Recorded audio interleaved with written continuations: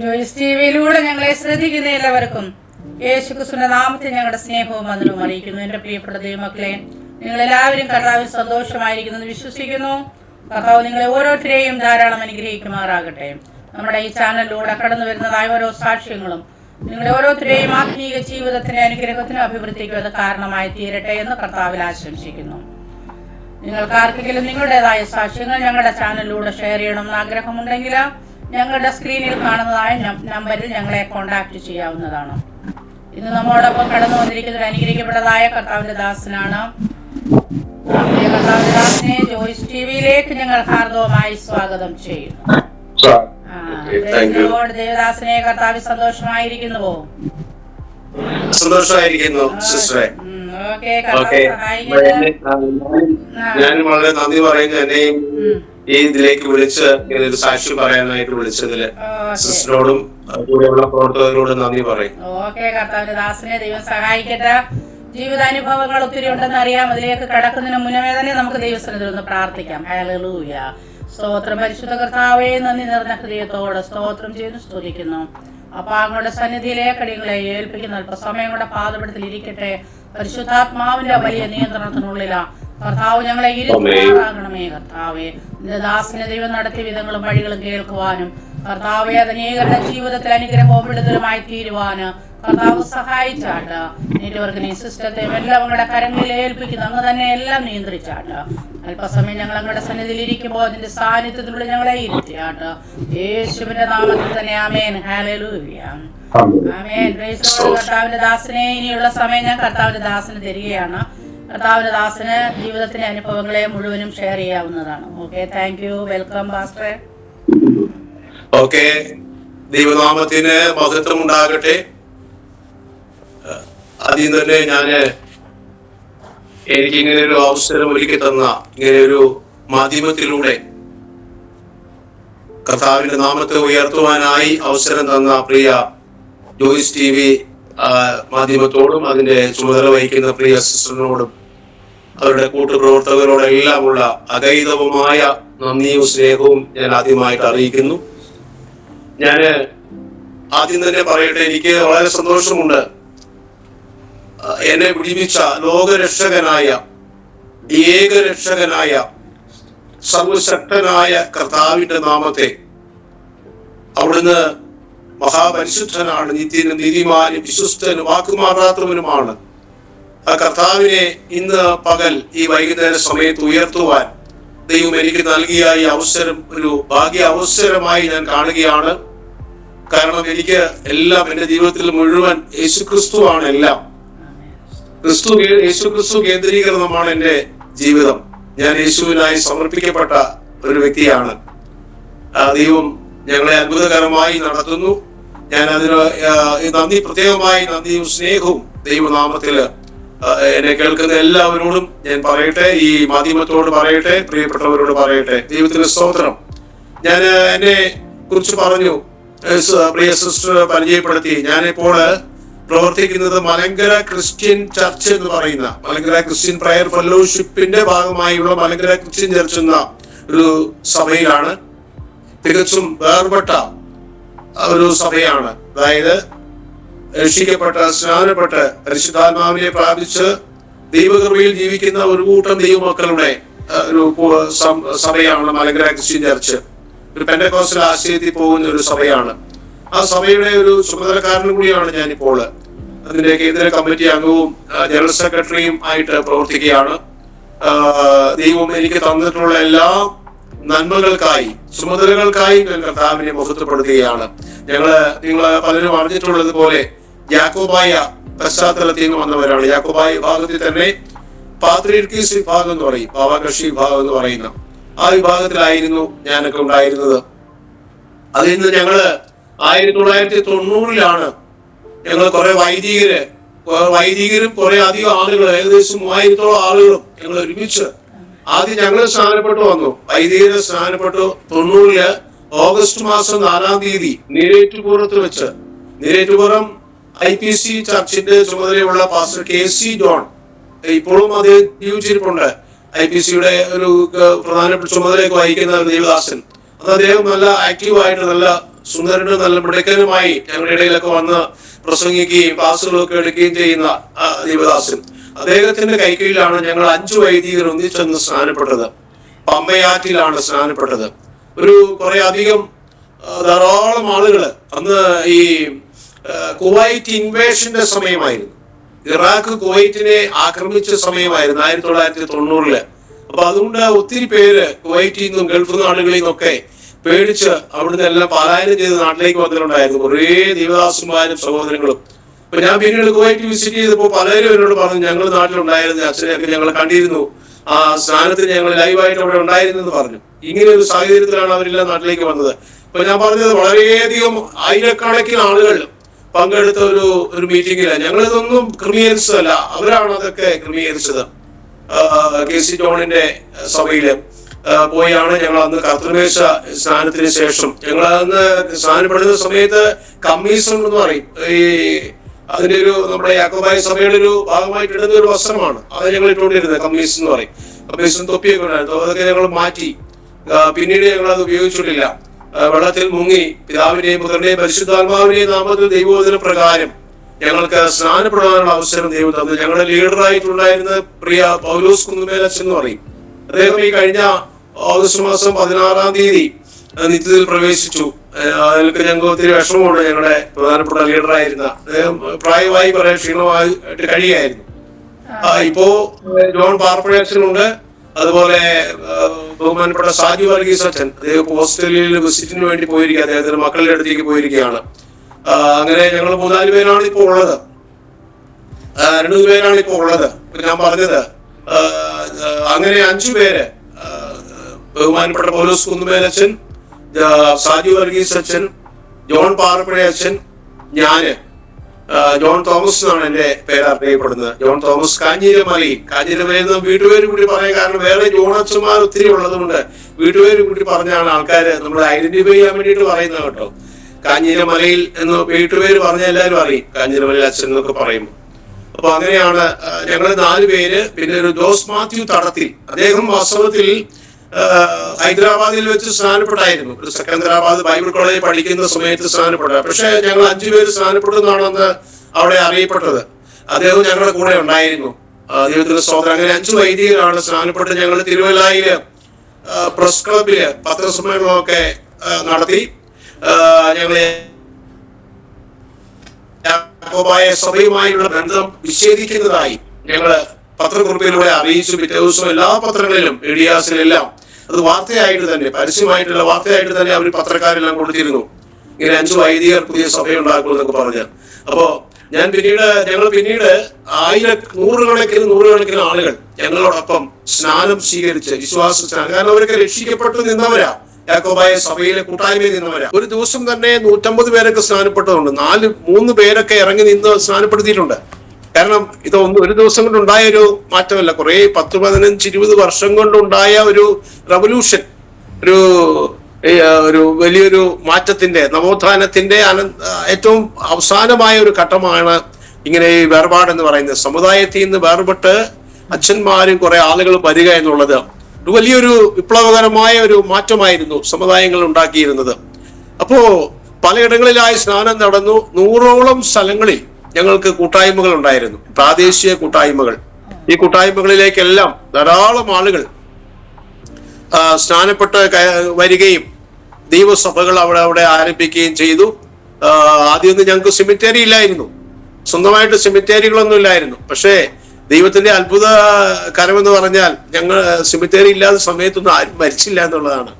നമ്മൾ ആദ്യം സമയങ്ങളില് സെമിത്തേരി വാങ്ങി ഞങ്ങൾക്ക് സ്വന്തമായി സെമിത്തേരി ഉണ്ടാകുന്നവരെ, ഈ മരണം വരെ കർത്താവ് നിർത്തി എന്നുള്ളതാണ്. ഇവിടെ ഇസ്രായേൽ മക്കളുടെ ചെരുപ്പ് തേഞ്ഞു പോയില്ല എന്ന് പറഞ്ഞു, വസ്ത്രം പിഞ്ചു കീറിപ്പോയില്ല അവർക്ക് ഒരു പ്രത്യേക സ്ഥലത്ത് എത്തുന്നവരെ എന്ന് പറയുന്ന പോലെ ദൈവം എത്ര അത്ഭുതകരമായിട്ട് ഞങ്ങൾ നടത്തി. അത് ഞങ്ങൾക്ക് വിവരിക്കാതിരിക്കാൻ നിവർത്തിയില്ല. എവിടെയും ഞങ്ങൾ സാക്ഷ്യം പറയുന്ന കാര്യമാണ്. അതിനുശേഷം ഞങ്ങൾക്ക് ഇപ്പൊ മൂവാറ്റുപുഴയിൽ ഒരു സ്ഥിരമായ ഓഫീസ് ഞങ്ങൾക്കുണ്ട്. ഓഫീസ് 17 ദേവദാസനെ ചെറുതിലേ തൊട്ടുള്ളത് ദേവദാസൻ അങ്ങോട്ടൊന്ന് പറഞ്ഞാലേ. ആയിക്കോട്ടെ. ഞാൻ എന്റെ പേര് ഞാൻ പറഞ്ഞല്ലോ, ജോൺ തോമസ് കാഞ്ഞിരമലയിൽ. ഞാൻ ജനിച്ചു വളർന്നത് തൊടുപുഴ താലൂക്കിൽ മുളപ്പുറം എന്ന് പറയുന്ന സ്ഥലത്താണ്, ഉടുമ്പന്നൂരിന് അടുത്തുള്ള മുളപ്പുറം എന്ന സ്ഥലത്താണ് ഞാൻ ജനിച്ചു വളർന്നത്. ഒരു സാധാരണ യാക്കോബായ ക്രിസ്തീയ കുടുംബത്തിലാണ് ഞാൻ ജനിച്ചു വളർന്നത്. ഒരു ഇടത്തരം കുടുംബം, കൃഷിക്കാരാണ് ഞങ്ങള്, പൊതുവെ കൃഷിക്കാരാണ്, കൃഷിയാണ് ഞങ്ങളുടെ മെയിൻ ആയിട്ടുള്ള കാര്യങ്ങൾ.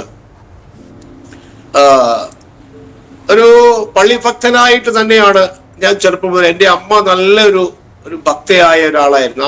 ഫാദർ അങ്ങനെ കൂടുതൽ പള്ളിയിൽ പോവുകയോ അങ്ങനെ കൂടുതൽ ബന്ധങ്ങൾ ഉണ്ടായിരുന്നില്ല. പുള്ളി കൃഷിയും മറ്റു കാര്യങ്ങളൊക്കെ കൂടുതൽ കോൺസെൻട്രേറ്റ് ചെയ്തു. എന്നാൽ അമ്മ തികഞ്ഞൊരു വിശ്വാസി, ഒരു യാക്കോബായ വിശ്വാസി. എല്ലാ പ്രാർത്ഥനകളെല്ലാം കൃത്യമായിട്ട് ഞങ്ങളെ കൊണ്ട് വൈകിട്ടും ഒക്കെ ചൊല്ലിക്കുന്ന, ചില നോമ്പ് സമയങ്ങളിലൊക്കെ രാവിലെ എഴുന്നേൽപ്പിച്ച് പ്രാർത്ഥിപ്പിക്കുമായിരുന്നു. പ്രാർത്ഥനകളൊക്കെ ഞങ്ങൾക്ക് ചെല്ലിക്കുമായിരുന്നു. അങ്ങനെയൊക്കെ പോയിക്കൊണ്ടിരുന്ന ഒരു കാലഘട്ടമാണ്. അപ്പോ ഞാൻ അറിയുന്ന ഒരു കാര്യം, ഞാൻ ചെറിയൊരു ഓർമ്മയുള്ളൂ, പക്ഷെ മറ്റുള്ളവർ പറഞ്ഞു, എനിക്ക് 2ാം ക്ലാസ്സിലേക്ക് ജയിക്കുന്ന സമയത്ത് 6 വയസ്സുള്ളപ്പോൾ ഒരു വലിയൊരു അസുഖം എനിക്ക് പിടിപെട്ടിരുന്നു.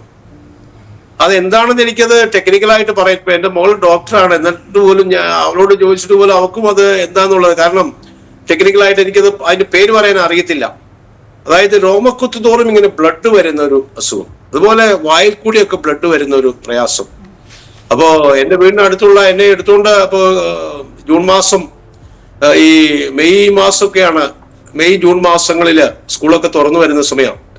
അപ്പൊ ഈ കൃഷിയൊക്കെ നടക്കുന്ന സമയം, വയലിലെ കൃഷിയൊക്കെ കാണുന്നത്. അപ്പൊ ഫാദർ അതിന്റെ തിരക്കില്ല, മദർ എന്നെ കൊണ്ട് പോകുന്നത്. ആദ്യം വയൽ കൂടി ബ്ലഡ് വരുന്ന പറഞ്ഞപ്പോ ദന്തിസ്റ്റിനെയാ കാണിച്ചത്, പല്ലിന്റെ എന്തെങ്കിലും പ്രശ്നമായിരിക്കും. പക്ഷെ ദന്തിസ്റ്റ് പറഞ്ഞത് അതിന്റെ അല്ല, ഇത് വേറെ ഹോസ്പിറ്റലിൽ പോകണമെന്ന് പറഞ്ഞ് അടുത്ത ഹോസ്പിറ്റലിൽ പോയി.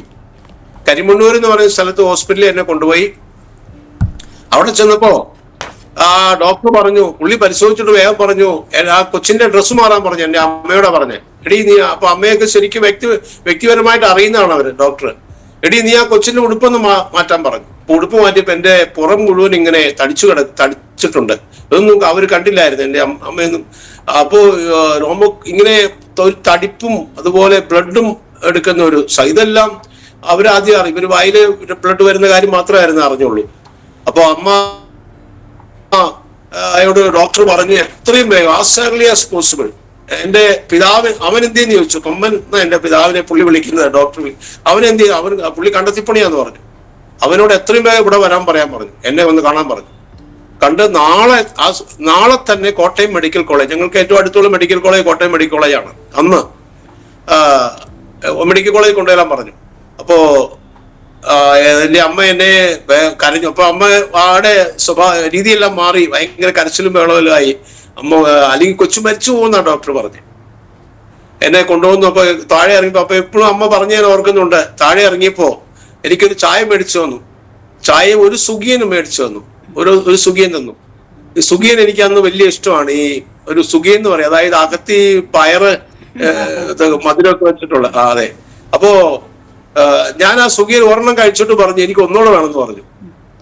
അപ്പൊ അമ്മ നോക്കിയപ്പോ അമ്മയുടെ ഈ പേഴ്സ്, ചെറിയ കുഞ്ഞി പേഴ്സ് തുറന്നു നോക്കിയപ്പോ അതിനകത്ത് പൈസ ഇല്ല, ബാക്കി അതില്ല. തിരിച്ചു വണ്ടിക്ക് ഉടുമ്പന്നൂർക്ക് വരണം. അമ്മ പറഞ്ഞു, മോനെ പിന്നെ മേടിച്ചു തരാം. അമ്മ പിന്നെ മേടിച്ചു തരാമെന്നും പറഞ്ഞ് എന്നെ, അമ്മച്ചി പിന്നെ മേടിച്ചു തരാമെന്നും പറഞ്ഞ് എന്നെ തിരിച്ചു കൊണ്ടുവന്നു. വീട്ടിൽ കൊണ്ടുവന്ന് രാത്രി ഞാൻ ബ്ലഡ് ഒമിറ്റ് ചെയ്തു. അപ്പൊ എന്റെ ഫാദർ അന്ന് തന്നെ വൈകുന്നേരം തന്നെ വേഗം ഡ്രസ്സ് മാറി ഡോക്ടറെ കണ്ടിരുന്നു. അപ്പോൾ ഡോക്ടർ ഇതിന്റെ പേപ്പറുകളെല്ലാം കൊടുത്തു, ഈ എന്താണ് അസുഖം എന്നുള്ളതൊക്കെ ഈ റഫറൽ ലെറ്ററിലെല്ലാം കൊടുത്തു, ഫാദറിന് കൊടുത്തു മെഡിക്കൽ കോളേജിലേക്ക്. അതൊക്കെ ഞങ്ങൾക്ക് ഒത്തിരി സൗകര്യമായി. പക്ഷേ രാത്രി ആയപ്പോഴേക്ക് എനിക്ക് അസുഖം കൂടി. എന്നെ പിറ്റേ ദിവസം അതിരാവിലെ അവിടുന്ന് കോട്ടയത്തേക്ക്, ഇപ്പൊ പോലും അവിടുന്ന് കോട്ടയത്തേക്ക് KSRTC ഇല്ല, പക്ഷെ അന്ന് കാലത്തുണ്ടായിരുന്നു. അന്നൊക്കെ ഈ റിമോട്ട് പ്ലേസിലേക്ക് ദൂരേക്ക് KSRTC ബസ്സുകൾ ഉണ്ടായിരുന്നു, ആനവണ്ടികളുണ്ടായിരുന്നു. എന്നെ കോട്ടയത്തേക്ക് 5 മണിക്ക് അവിടുന്ന് ബസ്സിന് കയറ്റി എന്നെ എടുത്തുകൊണ്ടാണ്, തോളയിൽ എടുത്തുകൊണ്ട്, അവർക്കൊന്നും അന്ന് വാഹനം 2 കിലോമീറ്റർ ഉണ്ട്, തോളയിൽ എടുത്തുകൊണ്ടാണ് പോകുന്നത്. അപ്പൊ അമ്മ ഭയങ്കര കരച്ചിലായിരുന്നു. അമ്മ പോകുന്നില്ല, എന്റെ ഫാദറും വേറെ 1-2 പേരൊക്കെയാണ് വന്നത്. അമ്മയുടെ ആങ്ങളയുടെ വീട്ടിലേക്ക് അവിടുന്ന് ഒരു 4 കിലോമീറ്റർ ദൂരം ഉണ്ട്, അവിടേക്ക് കരഞ്ഞുകൊണ്ട് ഓടുക, അമ്മയുടെ ആങ്ങളെയൊക്കെ വിളിച്ചുകൊണ്ട് മെഡിക്കൽ കോളേജിലേക്ക് പോകാനായിട്ട്. അപ്പൊ ഈ പോകുന്ന വഴിക്ക് അമ്മ കരഞ്ഞു, ഭയങ്കര കരച്ചിലും. അതായത് ആ കൊച്ചിനൊരു സുഖിയും മേടിച്ചു കൊടുക്കാൻ പറ്റിയില്ല, അവൻ മരിച്ചു പോകുന്നതാണ് എല്ലാവരുടെയും ഒരു ധാരണ. ഞാൻ ആ ഒരു സ്ഥിതിയിലേക്കായി, ഞാൻ തളർന്നു. അപ്പോ ഒരു മരണത്തിന് മുമ്പ് ഒരു സുഖിയൻ മേടിച്ചു കൊടുക്കാൻ എനിക്ക് പറ്റിയില്ല എന്നും പറഞ്ഞ അമ്മ കരയുന്നത്. ഏതായിരുന്നാലും ഞാൻ കോട്ടയം മെഡിക്കൽ കോളേജിൽ എന്നെ എത്തിച്ചു. എൻ്റെ അമ്മയുടെ ആങ്ങളെയൊക്കെ പാഞ്ഞു വളരെ വേഗം അവിടെ എത്തി. അവരൊക്കെ ഞങ്ങളോടൊക്കെ വളരെ അടുത്ത ആളുകളായിരുന്നു. അവിടെ എത്തി.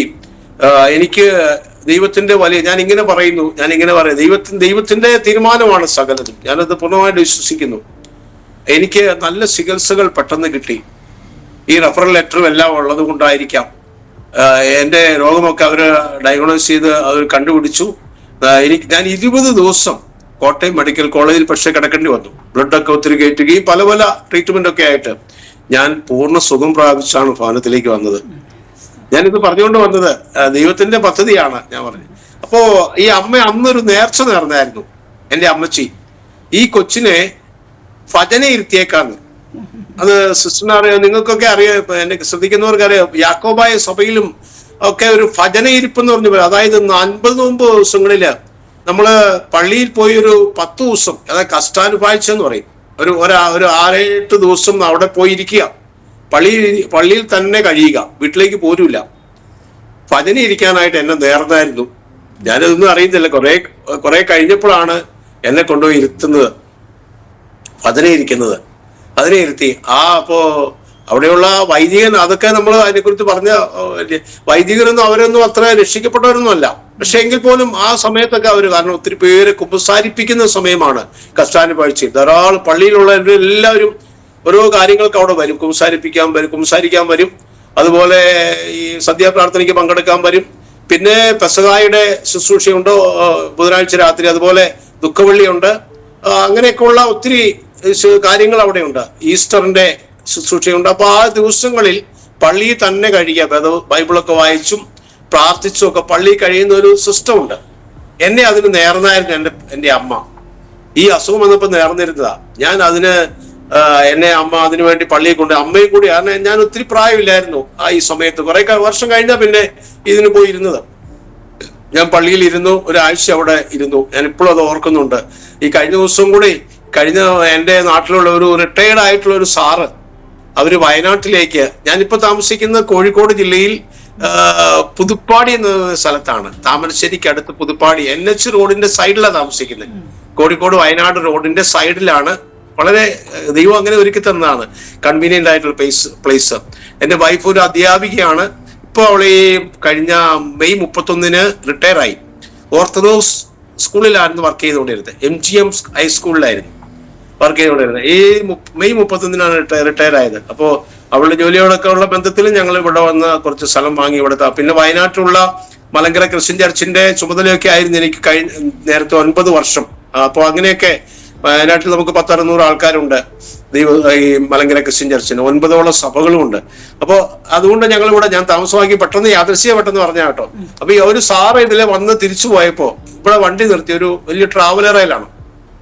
എന്റെ നാട്ടിലുള്ള ഒത്തിരി യാക്കോബായക്കാര് പ്രമുഖരായ, അതിൽ എൻ്റെ ഒരു അളിയനുണ്ടായിരുന്നു, ഒരു സിസ്റ്ററിന്റെ കല്യാണം കഴിച്ച്. അതുകൊണ്ട് അവരിവിടെ വണ്ടി നിർത്തി ഇറങ്ങി വന്നപ്പോ എന്നെ കാണണമെന്ന് പറഞ്ഞു. ഇങ്ങനെ അച്ഛനും ഇവിടെ താമസിക്കുന്നുണ്ട് എന്ന് പറഞ്ഞപ്പോ അവര് സമുദായക്കാരാണെങ്കിൽ എന്നെ കാണണമെന്ന് പറഞ്ഞ് എല്ലാവരും ഇറങ്ങി വന്നു. അപ്പൊ ഒരു സാറ് പറഞ്ഞു, റിട്ടയർഡ്, നമ്മൾ ഒരുമിച്ച് പള്ളിയിൽ ഭജന ഇരുന്നത് ഓർമ്മയുണ്ടോ എന്ന് ചോദിച്ചു. എനിക്ക് വലിയ അത്ഭുതം തോന്നി. കാരണം ഞാനന്ന് വളരെ കുഞ്ഞാണ്.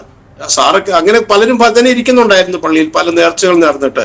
ഞാൻ പറഞ്ഞത് അങ്ങനെ ഒരു അനുഭവം എനിക്കുണ്ട്. പള്ളിയായിട്ട് മാത്രമല്ല, ഞാൻ എൻ്റെ ഒരു ഇത് പറഞ്ഞാൽ ഞാൻ പൊക്കി പറയല്ല, ഒരു സത്യാന്വേഷിയായിരുന്നു ചെറുപ്പം മുതൽ തന്നെ. എന്താണ് സത്യം എന്ന് ഇപ്പൊ പള്ളിയിൽ ഇതൊക്കെ ആണെങ്കിൽ നമ്മൾ വളരെ ശ്രദ്ധിക്കുമായിരുന്നു. അത് അവിടെ എന്താണ് വായിക്കുന്നത്, അവിടെ താഴെ ഹൈക്കലായി വന്നിട്ട് ഈ പഴയ നിയമം വായിക്കുന്നു. രാവിലത്തെ ഞാൻ ഇച്ചിരി നേരത്തെ പള്ളിയിൽ പോകാൻ, രാവിലത്തെ പ്രഭാത പ്രാർത്ഥനയൊക്കെ കൂടാനായിട്ടൊക്കെ പോകാൻ.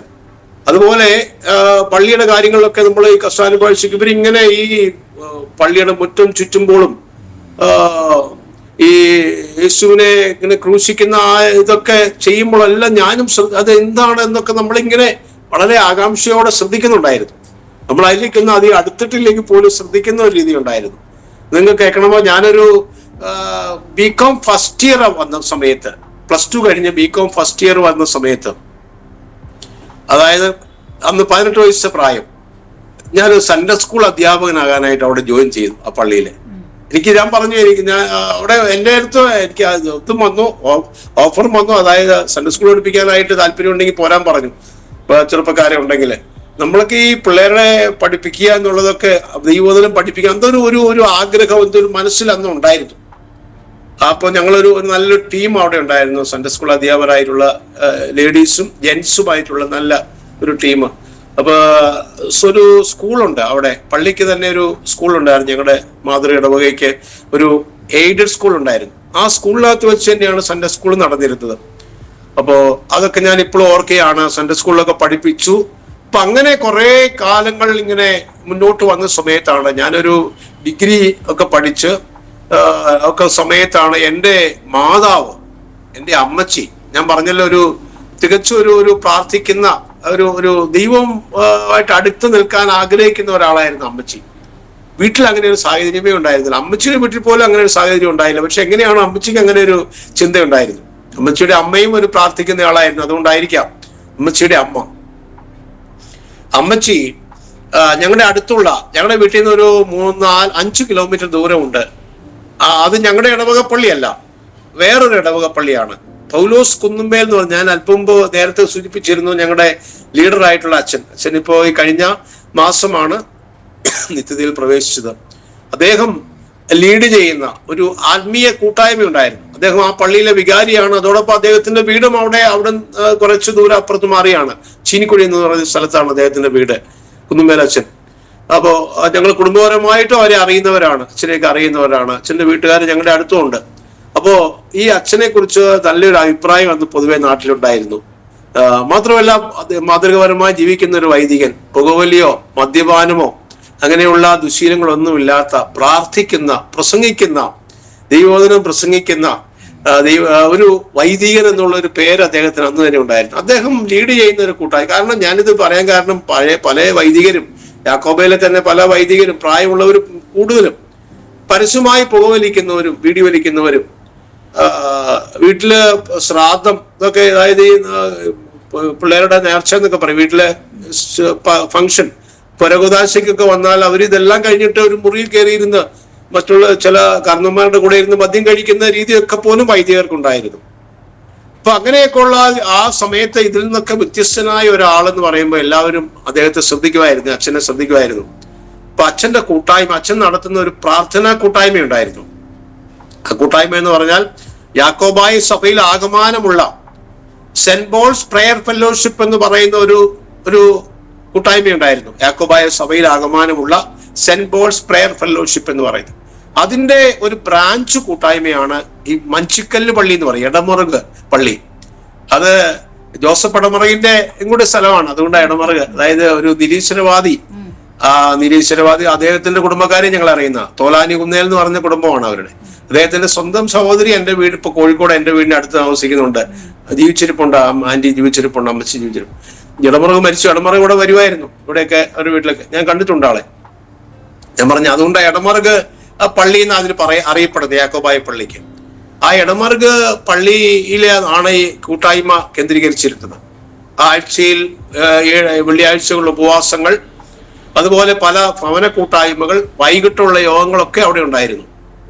ഞങ്ങൾ വേറെ ഇടവകക്കാരാണെങ്കിലും എൻ്റെ അമ്മയും ഞങ്ങളുടെ ദേശത്തുള്ള അപൂർവ ചിലരും, ഞങ്ങളുടെ ദേശത്തൊന്നും അധികം പേരെന്നാലും, കാരണം എല്ലാവരും എതിരാണ് ഈ കൈയടിച്ച് പാടുന്നതിനോടും ഈ എക്സ്റ്റംപററി പ്രെയർ, അതായത് മനപ്രാർത്ഥന ഇങ്ങനെ പ്രാർത്ഥിക്കുന്നതിനോടൊക്കെ പൊതുസമൂഹം, യാക്കോബായിലെ പൊതുസമൂഹം എതിരാണ്.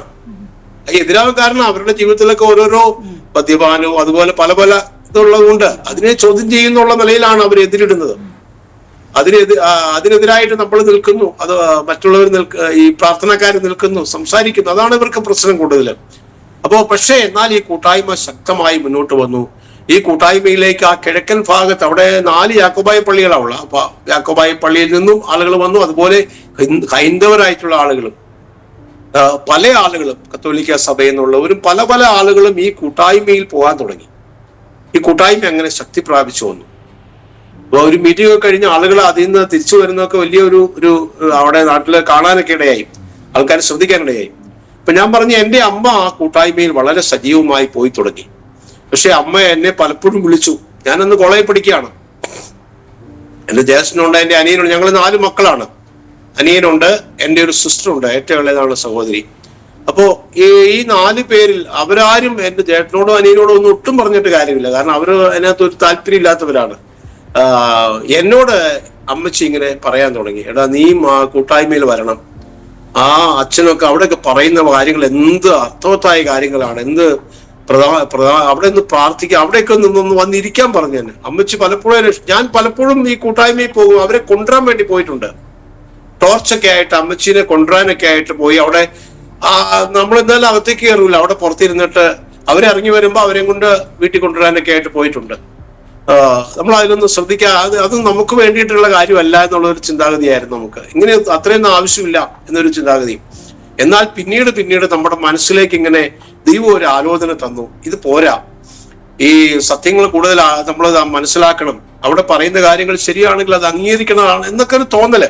പിന്നെ എൻ്റെ അമ്മയുടെ അല്ലെങ്കിൽ ഞങ്ങളുടെ ചില റിലേഷനിൽപ്പെട്ട ആളുകളൊക്കെ ഈ കൂട്ടായ്മയിൽ പോകുന്നുണ്ടായിരുന്നു. അവരും ഞങ്ങളെ നിർബന്ധിച്ചു, എന്നെയൊക്കെ നിർബന്ധിച്ചു, എടാ നീയും അവിടെ നിന്ന് വാ, കൂട്ടായ്മയിൽ അത് ഇത്ര നല്ല കാര്യങ്ങൾ, നീ അധ്യാപകനല്ലേ, നിന്നോട് പറയുന്നത് എങ്ങനെയാ, നീ സൺഡേ സ്കൂൾ അധ്യാപനമൊക്കെ ആണല്ലോ, നിനക്ക് ഇതിനകത്തൊന്ന് വന്നിരുന്നാൽ പിള്ളേരെ പഠിപ്പിക്കാനൊക്കെ ഉള്ളതല്ലേ, ഈ കാര്യങ്ങളൊന്നും മനസ്സിലാക്കണ്ടേ എന്നൊക്കെ ഞാൻ അവരോടൊക്കെ എതിരായിട്ട് സംസാരിക്കുമായിരുന്നു ആ സമയത്തൊക്കെ.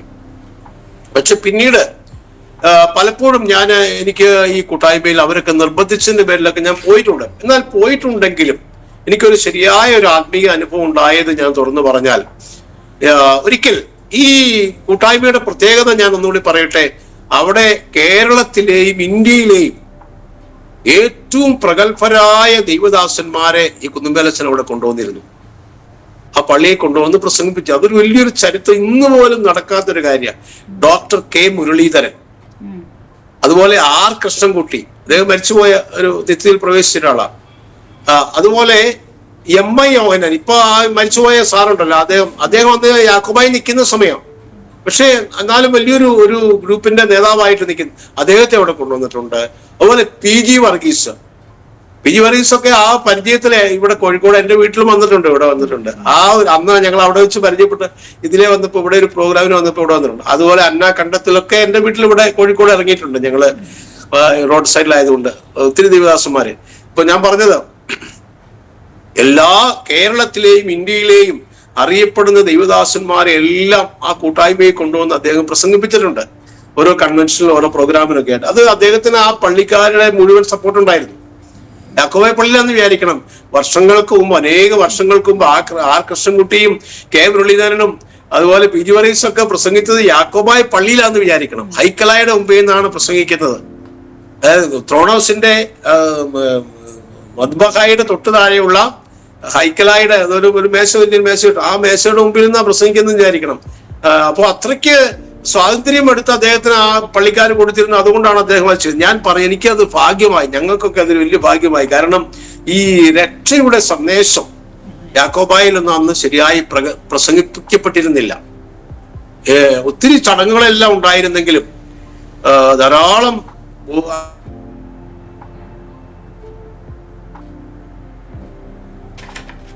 അതായത് ആണ്ട് തക്സ എന്ന് പറയും, ആനീത ആണ്ട് തക്സ. ഈ പുസ്തകങ്ങളൊക്കെ ഞാൻ സെമിനാരി പഠിച്ചതാണ്, അതൊക്കെ കൃത്യമായിട്ട് അറിയാം. ഇത് ഉണ്ടെങ്കിൽ പോലും ഓരോ ദിവസത്തിനും പ്രാധാന്യമുണ്ട്, എല്ലാ ശുശ്രൂഷകളും കാര്യങ്ങളെല്ലാം ഉണ്ടെങ്കിലും ഈ യേശു ക്രിസ്തുവിനെ രക്ഷകനും കർത്താവും ദൈവവുമായി ഹൃദയത്തിൽ വിശ്വസിച്ച് വായ് കൊണ്ട് ഏറ്റു പറയണം എന്നുള്ള ആ ഒരു പഠിപ്പിക്കൽ ഇല്ലായിരുന്നു. പക്ഷെ ഈ പള്ളിയിലും ഈ കൂട്ടായ്മയിലും അച്ഛൻ അതിന് പ്രാധാന്യം കൊടുത്തു. ഒരുപാട് ഞാൻ ദൈവദാസന്മാർ, ഞാൻ എൻ്റെ അനുഭവം ഞാൻ ചുരുക്കി പറയട്ടെ, ഒത്തിരി സമയം നമുക്ക് എടുക്കാൻ പറ്റിയല്ലോ. അന്ന് ഒരിക്കൽ അദ്ദേഹം വന്നു, ഡോക്ടർ കെ മുരളീധരൻ ഈ പള്ളിയില് ഒരു കൺവെൻഷന്, ഒരു പ്രത്യേക മീറ്റിങ്ങിന് പ്രസംഗിക്കാൻ വരുക. അപ്പൊ എൻ്റെ അമ്മ എന്നെ നിർബന്ധിച്ചനുസരിച്ച് ഞാനും പോയി. അമ്മയൊക്കെ ഉണ്ട്. അപ്പൊ ഒത്തിരി ആളുകൾ, ധാരാളം ആളുകൾ ആ മീറ്റിങ്ങിൽ പങ്കെടുക്കും. പള്ളിക്കകത്താണ് മീറ്റിംഗ്, പള്ളിക്കകത്ത്, പള്ളിയുടെ വരാന്തകളിലും പുറത്തെല്ലാം ആളുകൾ നിറഞ്ഞു തിങ്ങി നിറങ്ങിയിരിക്കുക. അപ്പൊ അദ്ദേഹം പ്രസംഗിച്ച കൂട്ടത്തിൽ അദ്ദേഹം ശരിക്കും എല്ലാം മെസ്സേജ് എല്ലാം കഴിഞ്ഞിട്ട് അദ്ദേഹം പറഞ്ഞു, ഇന്ന് രാത്രി നീ ഇന്ന് വിട്ടു പോകരുത്, ഈ രാത്രി യേശുവിനെ രക്ഷകനും കർത്താവും ദൈവവുമായി സ്വീകരിക്കാൻ നിനക്ക് താല്പര്യമുണ്ടെങ്കിൽ നീ അതിനെ ധിക്കരിച്ചാൽ നിനക്ക് നന്നല്ല. ആ സത്യം അദ്ദേഹം തുറന്നങ്ങ് സംസാരിച്ചു. അദ്ദേഹം ഒരു ആൾട്ടർ കോളിംഗ് നടത്തി. ആർക്കെല്ലാം യേശുവിനെ രക്ഷകൻ ഞാൻ അവിടെ ഞാൻ പറയട്ടെ, ഞാൻ തുറന്നു പറയുകയാണ്, ഞാൻ അറിയാതെ, ഞാനൊരു സത്യാന്വേഷിയായിരുന്നു, ഞാൻ പറഞ്ഞല്ലോ. സത്യം എന്താണെന്ന് കണ്ടാൽ അത് അറിയണമെന്ന് അത് അംഗീകരിക്കണം. ഞാൻ അറിയാതെ ഞാൻ അവിടെ നിന്ന് കൈപൊക്കി. അന്ന് വരെ ഞാൻ അങ്ങനെ ചെയ്തിട്ടില്ലായിരുന്നു. ആദ്യമായിട്ട് ഞാൻ കൈപൊക്കി. ഒരു കോളേജിൽ പഠിക്കുന്ന ഒരു വിദ്യാർത്ഥിയെ കൈപൊക്കി ഞാൻ അദ്ദേഹം ഒരു പ്രാർത്ഥനാ വാചകം, ഞാൻ യേശുവിനെ രക്ഷകനും കർത്താവും ദൈവവുമായി ഹൃദയത്തിൽ സ്വീകരിച്ചു. ഞാനത് വായു കൊണ്ട് ഏറ്റു പറഞ്ഞു. ഞാൻ ഇന്നെന്ന പോലെ ഓർക്കുകയാണ് ആ സംഭവം. ഡോക്ടർ കെ മുരളീധരൻ വന്ന് സംസാരിച്ച ആ മീറ്റിംഗിൽ, അദ്ദേഹം നടത്തിയ ആൾട്ടർ കോളിംഗിൽ വെച്ചാണ്. ഞാൻ പറയട്ടെ, പിന്നീടുള്ള എൻ്റെ ലൈഫ്, ഞാൻ മടങ്ങിപ്പോന്നു. ഞാൻ തുറന്ന് പറഞ്ഞാൽ എൻ്റെ വീട്ടിൽ എല്ലാ ദിവസവും ഈ അമ്മച്ചി, ഞങ്ങളെ ഈ പള്ളിയിലെ പ്രാർത്ഥനകൾ നിങ്ങൾക്ക് അറിയാമെന്ന് എനിക്ക് അറിയത്തില്ല, പള്ളിയിലെ ഒരു സന്ധ്യാ നമസ്കാരമുണ്ട്, അതെല്ലാം ചെല്ലും. വിശ്വാസ പ്രമാണമൊക്കെ ഉൾപ്പെടെയുള്ള ഒരു സന്ധ്യാ നമസ്കാര രീതിയുണ്ട്. സൂത്താറ അങ്ങനെയുള്ള കുറെ പ്രാർത്ഥനകളെല്ലാം ഉൾപ്പെടുത്തും. ഇതെല്ലാം ചൊല്ലിയിട്ട് അമ്മച്ചി ഒരു മനപ്രാർത്ഥന ചെല്ലാറുണ്ട് എൻ്റെ വീട്ടില് എല്ലാ ദിവസവും. കർത്താവേ, എന്റെ മക്കളെയൊക്കെ അനുഗ്രഹിക്കണമേ, എന്റെ ഭർത്താവിന് എന്ന് പറഞ്ഞ കുറെ വിഷയങ്ങളെല്ലാം അത് ഈ കൂട്ടായ്മയിൽ നിന്ന് കിട്ടിയത് അമ്മച്ചിക്ക്. അമ്മച്ചി കരഞ്ഞ് പ്രാർത്ഥിക്കുമായിരുന്നു. അമ്മച്ചിക്ക് ഈ ഒത്തിരി വാരങ്ങളെല്ലാം പറഞ്ഞ് കരഞ്ഞ് ഉപവാസ പ്രാർത്ഥനയ്ക്കൊക്കെ പോയി പ്രാർത്ഥിക്കുമായിരുന്നു അമ്മച്ചി. യാക്കോബായിലാണ് നിൽക്കുന്നെങ്കിൽ പോലും. ഇപ്പൊ ഞാനിങ്ങനെ ഒരു ദിവസം വീട്ടിൽ അമ്മച്ചി പ്രാർത്ഥിച്ചു കഴിഞ്ഞപ്പോൾ എനിക്കും കൂടെ ഇത് പ്രാർത്ഥിക്കണം എന്ന് പറഞ്ഞു. അമ്മച്ചിക്കൊട്ടും അത്ഭുതം തോന്നിയില്ല, കാരണം ഞാൻ കൂട്ടായ്മയ്ക്കൊക്കെ വന്നു തുടങ്ങി. അപ്പൊ എനിക്കും കൂടെ ഒന്ന് പ്രാർത്ഥിക്കണം. ഞാൻ ആദ്യമായിട്ട് ഞാനൊരു എക്സ്റ്റംപററി പ്രെയർ ഞാൻ നടത്തി. അതായത് ഒരു മനപ്രാർത്ഥന എന്റെ ജീവിതത്തിൽ ആദ്യമായിട്ട്. അപ്പൊ എനിക്ക് എന്തോ ഒരു കെട്ടഴിഞ്ഞു പോയ പോലെ, കാരണം ഞാൻ എവിടെയോ എത്തിയ പോലെ എനിക്കൊരു തോന്നൽ. ഞാൻ കർത്താവിനോട് കൂടെ എത്തി, അവന്റെ പാതയിലായി, അവന്റെ ആ റൂട്ടിലായി എന്നൊരു തോന്നൽ എനിക്ക് അന്നേരമാണ് ശരിക്കുണ്ടായത്. ഞാൻ പ്രാർത്ഥിച്ചു. എനിക്കറിയത്തില്ല എന്താ, ഒരു വാചകം പോലും ഞാൻ പ്രാർത്ഥിക്കാനുള്ള ഒരു വാചകം പോലും ഞാൻ മനസ്സിൽ കരുതിയില്ലായിരുന്നു. ഇങ്ങനെ പ്രാർത്ഥിക്കണം. ഒത്തിരി പേര് പ്രാർത്ഥിക്കുന്നത് കേട്ടു, പക്ഷെ ആ പ്രാർത്ഥനയ്ക്ക് ഞാനൊന്നും മുൻകൂട്ടി ഒന്നും തീരുമാനിച്ചില്ല. ദൈവസന്നിധിയിൽ ഞാൻ പ്രാർത്ഥിച്ചു, വളരെ ആത്മാർത്ഥമായി ഹൃദയംഗമമായി പ്രാർത്ഥിച്ചു. ദൈവം എനിക്കൊരു വിടുതൽ തന്ന ഒരു ശക്തി, ഒരു ആത്മീയ ശക്തി, ഒരു ദൈവത്തിന്റെ ഒരു കൃപ എനിക്ക് കിട്ടിയ പോലെ ഒരു ധൈര്യം എനിക്കുണ്ടായി. ഞാൻ പറയട്ടെ, എൻ്റെ സൺഡേ സ്കൂൾ അധ്യാപനത്തിലൊക്കെ മാറ്റം വന്നു. അതിനുശേഷം കുഞ്ഞുങ്ങളെ പഠിപ്പിക്കുന്നതിനകത്തൊക്കെ കുറച്ചുകൂടി ഒരു എനർജി വന്നു, ഒരു പവർ വന്നു, അല്ലെങ്കിൽ കുറച്ചുകൂടെ ഒരു ആത്മാർത്ഥതയൊക്കെ വന്നു. അതിനും കൂടുതൽ നമ്മൾ പഠിച്ച് മനസ്സിലാക്കി കുഞ്ഞുങ്ങളെ പഠിപ്പിക്കും. പിന്നെ കൂട്ടായ്മയിൽ എങ്ങനെ നമ്മൾ മുന്നോട്ട് പോയി. പിന്നെ ഞാൻ പറയട്ടെ, എനിക്ക് ആത്മീക അനുഭവം ഞാൻ ചുരുക്കി പറഞ്ഞാല്, ഞാൻ പോസ്റ്റ് ഗ്രാജുവേഷൻ കഴിഞ്ഞു, MCOM എന്ന് പറയുന്ന അത് കഴിഞ്ഞു. തൊടുപുഴ ഞാൻ പഠിച്ചത്, BCom കഴിഞ്ഞു. അപ്പോ അതിനുശേഷം ഞാനിങ്ങനെ ജോലിക്കൊക്കെ പോകാനൊക്കെ ആയിട്ടുള്ള പ്ലാൻ, പല ജോലികളിലൊക്കെ പോകാനൊക്കെ ആയിട്ട് പ്ലാൻ ഇട്ടിരുന്ന സമയത്താണ് ദൈവം എനിക്കൊരു അവസരം തന്നു. ഞാൻ പറയട്ടെ, സെമിനാരിയിൽ പഠിക്കാനായിട്ട് പോകണം. വാസ്തവത്തിൽ അന്ന് ഇത്രയും വിദ്യാഭ്യാസം എടുത്തിട്ട് പിന്നെ സെമിനാരിയിലൊക്കെ പോകുന്ന അന്ന് ചുരുക്കമാണ്. പക്ഷെ എനിക്കങ്ങനെ ഒരു ഞാൻ ആദ്യം ക്യാമ്പസ് ക്രൂസൈഡ് എന്ന് പറഞ്ഞ അവിടെ ഒരു സംഘടന, നമുക്കറിയാം കേരളത്തിലൊക്കെ ഉള്ള സംഘടന. ആ സംഘടനയിൽ ഞാനൊരു ത്രീ മന്ത്സ് ഞാൻ പ്രവർത്തിച്ചിരുന്നു. അവിടെ എക്സ്പ്ലോ 85 എന്ന് പറഞ്ഞ 85-ലാണ് സംഭവം. എക്സ്പ്ലോ 85-ന് ഞാൻ കുറെ പിള്ളേരെല്ലാം അവിടുന്നുള്ള ആളുകളെയൊക്കെ സംഘടിപ്പിച്ച് തൊടുപുഴ ഇടുക്കി ജില്ലയുടെ കോർഡിനേറ്ററിന്റെ കൂടെ ഞാനും പ്രവർത്തിച്ചിരുന്നു. അപ്പോ അങ്ങനെ എക്സ്പ്ലോ 85-ന് തിരുവല്ലയിലായിരുന്നു ഞങ്ങൾ ബോർഡ്. തിരുവല്ലയിൽ ഞങ്ങൾ ആളുകളെല്ലാം ഓടുന്നു. ഒത്തിരി പേര് ഞങ്ങൾ ബസ്സിലൊക്കെ ഞങ്ങൾ കൊണ്ടുപോയിരുന്നു. അതിലൊക്കെ ഞാൻ പാർട്ടിസിപ്പേറ്റ് ചെയ്തു. അതിനുശേഷമാണ് കുന്നുമേലച്ഛന്റെയും എന്റെ കൂടെയുള്ള മറ്റു വൈദികരുണ്ട്. അവർ കുറെ പേര് ഞങ്ങളുടെ കൂടെ പോകുന്നു, കുറെ പേര് ഇപ്പോഴും സമുദായത്തിൽ നിൽക്കുന്നവരുണ്ട്. അവരുടെയൊക്കെ നല്ല ആലോചനയൊക്കെ എടുത്ത് ഞാൻ വൈദികനാകാൻ തീരുമാനിച്ചു. യാക്കോബായ സഭയുടെ വൈദിക സെമിനാരി ഇവിടെയാണ്, പുത്തൻകുരിശിനടുത്ത് മലയക്കുരിശ് നേറ എന്ന് പറയും. ഇവിടെ ഇത് കേൾക്കുന്നവർക്ക് ഒരുപക്ഷെ അറിയായിരിക്കും. ഇപ്പോ ആ സെമിനാരി പ്രവർത്തിക്കുന്നത് വെട്ടിക്കൽ, കുളന്തുരുത്തേക്ക് അടുത്ത് വെട്ടിക്കൽ എന്ന് പറയുന്ന സ്ഥലത്താണ്. യാക്കോബായ സഭയുടെ ആഗമാന യാക്കോബായ സഭയുടെ എന്ന് പറഞ്ഞാൽ ഇന്ത്യയിൽ ആഗമാനമുള്ള യാക്കോബായ സഭയുടെ സെമിനാരി അവിടെയാണ്. ആ സെമിനാരിയുടെ ഇപ്പോഴത്തെ ഡയറക്ടർ എന്റെ ക്ലാസ്സിൽ പഠിച്ച ആളാണ്, ഒരു തിരുമേനിയാണ്. ഇപ്പോ കുര്യാക്കോസ് മാർ തെയോബുലോസ് എന്ന് പറയും. ഞാൻ അദ്ദേഹത്തെ പിന്നീട് കണ്ടിരുന്നു, ഞങ്ങള് ഓപ്പണായിട്ട് സംസാരിക്കാറുണ്ട്. അപ്പൊ ഞാൻ പറഞ്ഞത്, ഈ സെമിനാരിയിലാണ് ഞാൻ പോയി 3 വർഷം സെമിനാരി പഠിച്ചു. ഞാൻ വാസ്തവത്തിൽ ഞാൻ തുറന്നു പറയട്ടെ, ഇപ്പൊ ഇത് കേൾക്കുമ്പോൾ ചിലപ്പോൾ തോന്നാം, എന്തിനാ രക്ഷിക്കപ്പെട്ട് സെമിനാരി പോയി എന്തിനാന്ന് ചിലർക്കൊക്കെ തോന്നാം. കാരണം ഞങ്ങളുടെ കാഴ്ചപ്പാടനുസരിച്ച് ഞങ്ങൾ യാക്കോബായ സഭയിൽ നിൽക്കുക. നമ്മളിങ്ങനെ 90-ൽ മാറുമെന്നൊന്നും നമുക്ക് അറിയത്തില്ല. ഇങ്ങനെ മാറാനിരിക്കുക. അതിന്റെ ഒന്നും ഒരു ഐഡിയ നമുക്കില്ല. നമ്മള് നിൽക്കുന്ന സഭയിൽ സുവിശേഷം അറിയിക്കാനും കർത്താവിന്റെ സാക്ഷിയാകാനും വസ്തുത ദൈവവേല ചെയ്യാനുമുള്ള ഏറ്റവും നല്ല അവസരം ഒരു വൈദികനായാലാണ് കിട്ടുന്നത്. അതൊരു വലിയൊരു വൈദികനായി കിട്ടുന്ന ഒരു സ്ഥാനം വലുതാണ്. പലർക്കും അറിയായിരിക്കും, പേർക്ക് അറിയാമെന്ന് വിചാരിക്കുന്നത്. നമുക്ക് ആളുകളെ സ്വാധീനിക്കാനും പലയിടങ്ങളിൽ പോകാനും സുവിശേഷം പറയാനൊക്കെ ഉള്ള ഒരു അവസരം വലിയതായിട്ട് കിട്ടുന്നുണ്ട്. അപ്പൊ ആ ഒരു കാഴ്ചപ്പാടിലാണ് ഞാൻ സെമിനാരി പോകാൻ തീരുമാനിച്ചു. അങ്ങനെ സെമിനാരിയിൽ അഡ്മിഷൻ എടുത്തു.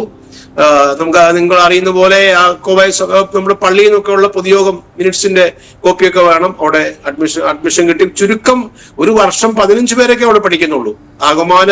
ഇന്ത്യയിൽ ആകമാനമുള്ള അന്ന് കാലത്ത് 15 പേരെ ഒരു വർഷം. അങ്ങനെ 3 വർഷത്തെ 15 3 45 ഒരു 42ഓളം കുട്ടികൾ അവിടെ പഠിക്കുന്നുണ്ടായിരുന്നു ഞങ്ങള് ചേർന്ന വർഷം. ഞങ്ങൾ അവിടെ മലയെക്കുറിച്ച് നേറയിലായിരുന്നു അന്ന് യാക്കോബായ സഭയുടെ MSOT സെമിനാരി എന്ന് പറയും. ഇത് കേൾക്കുന്നവര്, കാരണം ഇത് കറക്റ്റ് ആയിട്ടുള്ള സംഗതിയാണിത്. അവിടുത്തെ ഹിസ്റ്ററിയാണിത്. ഇത് എന്റെ ലൈഫ് ഹിസ്റ്ററിയാണ്. MSOT സെമിനാരി അന്ന് ഡോക്ടർ ആദായി ജേക്കബ് ആണ്, റവറൻ ഡോക്ടർ ആദായി ജേക്കബ് അച്ഛൻ. അദ്ദേഹം ഇപ്പോഴും ജീവിച്ചിരിപ്പുണ്ടെന്നാണ് എന്റെ തോന്നല്. കൊറപ്പിസ്കോപ്പയാണ്. അദ്ദേഹമായിരുന്നു അന്ന് പ്രിൻസിപ്പാല്. അന്ന് ആ സെമിനാരിയിലാണ് ഞാൻ പഠിച്ചത്. അവിടെ ഞങ്ങളെ പഠിപ്പിച്ചിരുന്ന പല വൈദികർ ഇന്ന് പിന്നീട് ബിഷപ്പുമാരായി മാറി. യുഹാനാൻ മില്ലിത്തിയോസ് അദ്ദേഹം അന്ന് അവിടെ പഠിപ്പിച്ചിരുന്നു, രാജൻ ജോൺ അച്ഛൻ എന്നുള്ള നിലയിൽ. അതുപോലെ വേറൊരു ജോൺ എന്ന് പറഞ്ഞൊരു യൂഹാനോന്മാർ വേറൊരു ബിഷപ്പ്, അദ്ദേഹം പിന്നീട് ഞങ്ങളെ പഠിപ്പിച്ചിരുന്ന ഒരാളെ ബിഷപ്പായി മാറി. അപ്പൊ അങ്ങനെ ഞാൻ പറഞ്ഞത് ആ സെമിനാരിയിലാണ് ഞാൻ പഠിച്ചത്. 3 years അവിടെ താമസിച്ചു പഠിച്ചു. ഞങ്ങൾക്ക് റെസിഡൻഷ്യലാണ്, വീട്ടിൽ പോകാൻ പറ്റില്ല. എല്ലപ്പോഴും 2 ആഴ്ച കൂടുമ്പോഴോ അല്ലെങ്കിൽ മാസത്തിലൊരിക്കലേ വീട്ടിൽ പോകാൻ പറ്റുള്ളൂ. കാരണം അവിടെ വൈകിട്ട് നമ്മൾ ഒത്തിരി കാര്യങ്ങൾ പഠിക്കാറുണ്ട്. വൈകിട്ടത്തെ പ്രാർത്ഥനകളുണ്ട്. അവിടെ ചാപ്പലൊക്കെ ക്ലീൻ ആക്കുന്ന പല ജോലികളും നമ്മളെ ഏൽപ്പിക്കുന്നുണ്ട്. പലർക്കും ബാത്റൂം ക്ലീൻ ഉൾപ്പെടെ ഞങ്ങൾക്ക് അതൊക്കെ നന്നായിട്ട് അറിയാം. ഭക്ഷണം ഉണ്ടാക്കുന്ന ഉൾപ്പെടെ പല കാര്യങ്ങളും ഞങ്ങളെ അവിടെ പഠിപ്പിക്കുന്നുണ്ട്. നമ്മളെ ഭക്ഷണം ഉണ്ടാക്കാനും ബാത്റൂം ക്ലീൻ ചെയ്യാനും റൂം ക്ലീൻ ചെയ്യാൻ പള്ളിയുടെ അകം വിരിയൊക്കെ ഒത്തിരി ശ്രദ്ധിക്കേണ്ട കാര്യങ്ങളുണ്ട്. അതുപോലെ അപ്പമൊക്കെ അടിച്ചു കാച്ചൻ, ഈ കുർബാന അത് തലേദിവസം അത് ലേശം പുളിപ്പ് ചേർത്ത് അത് വെക്കേണ്ട രീതികൾ, അതെല്ലാം നമ്മൾ അവിടെ പഠിപ്പിക്കുന്ന കാര്യങ്ങളാണ്. പിന്നെ ഈ തിയോളജിക്കലായിട്ടുള്ള അത് അന്ന് കുറച്ചുകൂടെ ഈ UTCയിലൊക്കെ പഠിച്ചിട്ട് വന്ന കുറെ അധ്യാപകരുണ്ടായിരുന്നു. Bangalore UTC united theological college. വേറെപ്പെട്ട ആളുകളിലൊക്കെ കൂടെ പഠിച്ച ആളുകൾ അവിടെ അച്ഛന്മാരൊക്കെ അവിടെ പഠിപ്പിക്കും. അപ്പൊ അതുകൊണ്ട് ഒത്തിരി തിയോളജിക്കൽ ആയിട്ടുള്ള കാര്യങ്ങളും പഠിപ്പിക്കുന്നുണ്ട്, ബൈബിളൊക്കെ പഠിപ്പിക്കുന്നുണ്ട്. ഞാൻ പറയട്ടെ, ചുരുക്കി പറയാണ്, ആ 3 year അവിടെ പഠിച്ച് പൂർത്തിയാക്കി. ഞാൻ ഇത് പറയുമ്പോൾ തെറ്റല്ല. എനിക്ക് ആ സെമിനാരിയിൽ best student in community life എന്നുള്ള സ്ഥാനം എനിക്ക് കിട്ടിയിരുന്നു. 3 year അവിടെ പഠിച്ചിട്ട് ഞാൻ അവിടുത്തെ മാഗസിൻ എഡിറ്റർ ആയിരുന്നു. അവിടുന്ന് ഇറക്കിയ സുവനീറിന്റെ എഡിറ്റർ ആയിരുന്നു. അതുപോലെ അവിടുന്ന് ഇറക്കിക്കൊണ്ടിരുന്ന കയ്യെഴുത്തു മാസികയുടെ എഡിറ്റർ ആയിരുന്നു. അതുപോലെ ലൈബ്രറിയുടെ ചുമതല ഞാൻ പോരുന്നവരെ ഞാനാണ് വഹിച്ചിരുന്നത്. അതുപോലെ best student in community life, best student in biblical studies എന്നൊരു അവാർഡ് കൂടി ഉണ്ടായിരുന്നു എനിക്ക് കിട്ടി. ആ അവാർഡൊക്കെ തരുന്നത് ഇപ്പോഴും ഞാനത് അഭിമാനത്തോടു കൂടി ഓർക്കുകയാണ്. ദൈവത്തെ മുഖത്തുപെടുത്തിക്കൊണ്ടാട്ടോ ഓർക്കുന്നത്. യാക്കോബായ സഭയിലെ കാതോലിക്ക ബാവ എന്ന് പറയും. അദ്ദേഹം ഇപ്പോ ഇല്ല. ഈ കഴിഞ്ഞ ദിവസം ഒരു കാതോലിക്ക മരിച്ചു. അതിനു മുമ്പുള്ള ബാവ ബെസിലിയോസ് പൗലോസ് തിദിയൻ എന്ന് പറയുന്ന കാതോലിക്ക ബാവയായിരുന്നു അന്നത്തെ. അദ്ദേഹം ചെയർമാനാണ് ഈ സെമിനാരിയുടെ ഒക്കെ. നേരിട്ട് വന്ന് എന്റെ അഡ്മിഷനും അദ്ദേഹം നേരിട്ട് വന്നിരുന്നു. അദ്ദേഹം ഞങ്ങളുടെ ഈ കണ്ടനാട് ഭദ്രാസന അധിപനായിരുന്നു. അതുകൊണ്ട് എന്റെ അഡ്മിഷൻ ഞാൻ നേരത്തെ ആപ്ലിക്കേഷൻ കൊടുത്തില്ലായിരുന്നു. അതുകൊണ്ട് ഈ അഡ്മിഷൻ ദിവസമായി അറിഞ്ഞില്ലായിരുന്നു അഡ്മിഷൻ. അപ്പോൾ അദ്ദേഹം വന്ന് മദ്രാസിൽ പോകുന്നുണ്ട്, ഫ്ലൈറ്റിന് പോകാനായിട്ട് കൊച്ചിക്ക് പോകുന്നുണ്ട്. അദ്ദേഹം പറഞ്ഞു, നിങ്ങൾ അങ്ങോട്ട് വന്നേരെ, ഞാൻ പറഞ്ഞോളാം എന്ന് പറഞ്ഞു. സെമിനാറിലേക്ക് ഞങ്ങൾ ചെന്നപ്പോ ആപ്ലിക്കേഷൻ ഒന്നും തരാത്തവരെയൊന്നും അങ്ങോട്ട് കയറ്റൂല. പക്ഷെ ഞങ്ങൾ പറഞ്ഞു ബാവ വരുന്നുണ്ടെന്ന്. അന്നാ മാറി നിൽക്കാൻ പറഞ്ഞു. ബാവ ഞങ്ങൾക്ക് വേണ്ടി വന്ന് മോളിൽ കയറിയിട്ട് പറഞ്ഞു ആ പയ്യനെ അഡ്മിഷൻ കൊടുക്കണം എന്ന് പറഞ്ഞു. ആ കൊച്ചെന്റെ ഇതിൽപ്പെട്ട ആളാണ്, എന്റെ ഭദ്രാസനത്തിൽപ്പെട്ട കൊച്ചാണ്, അവന് MCOM ആണ്, അവന് അഡ്മിഷൻ കൊടുത്തേക്കണമെന്ന് പറഞ്ഞു. ബാവ പറഞ്ഞിട്ട് അതിനപ്പുറത്ത് പിന്നെ വേറെ തീരുമാനമില്ല. ആപ്ലിക്കേഷൻ ഒന്നും മുൻകൂട്ടി കൊടുത്തില്ലായിരിക്കും, ഞാൻ ഓർക്കുകയായിരുന്നു. അപ്പൊ ആ ബാവ തിരുമേനിയൊക്കെ നേരിട്ട് വന്നാണ് ഞങ്ങൾക്ക് ഈ അവാർഡ് തരുന്നത്.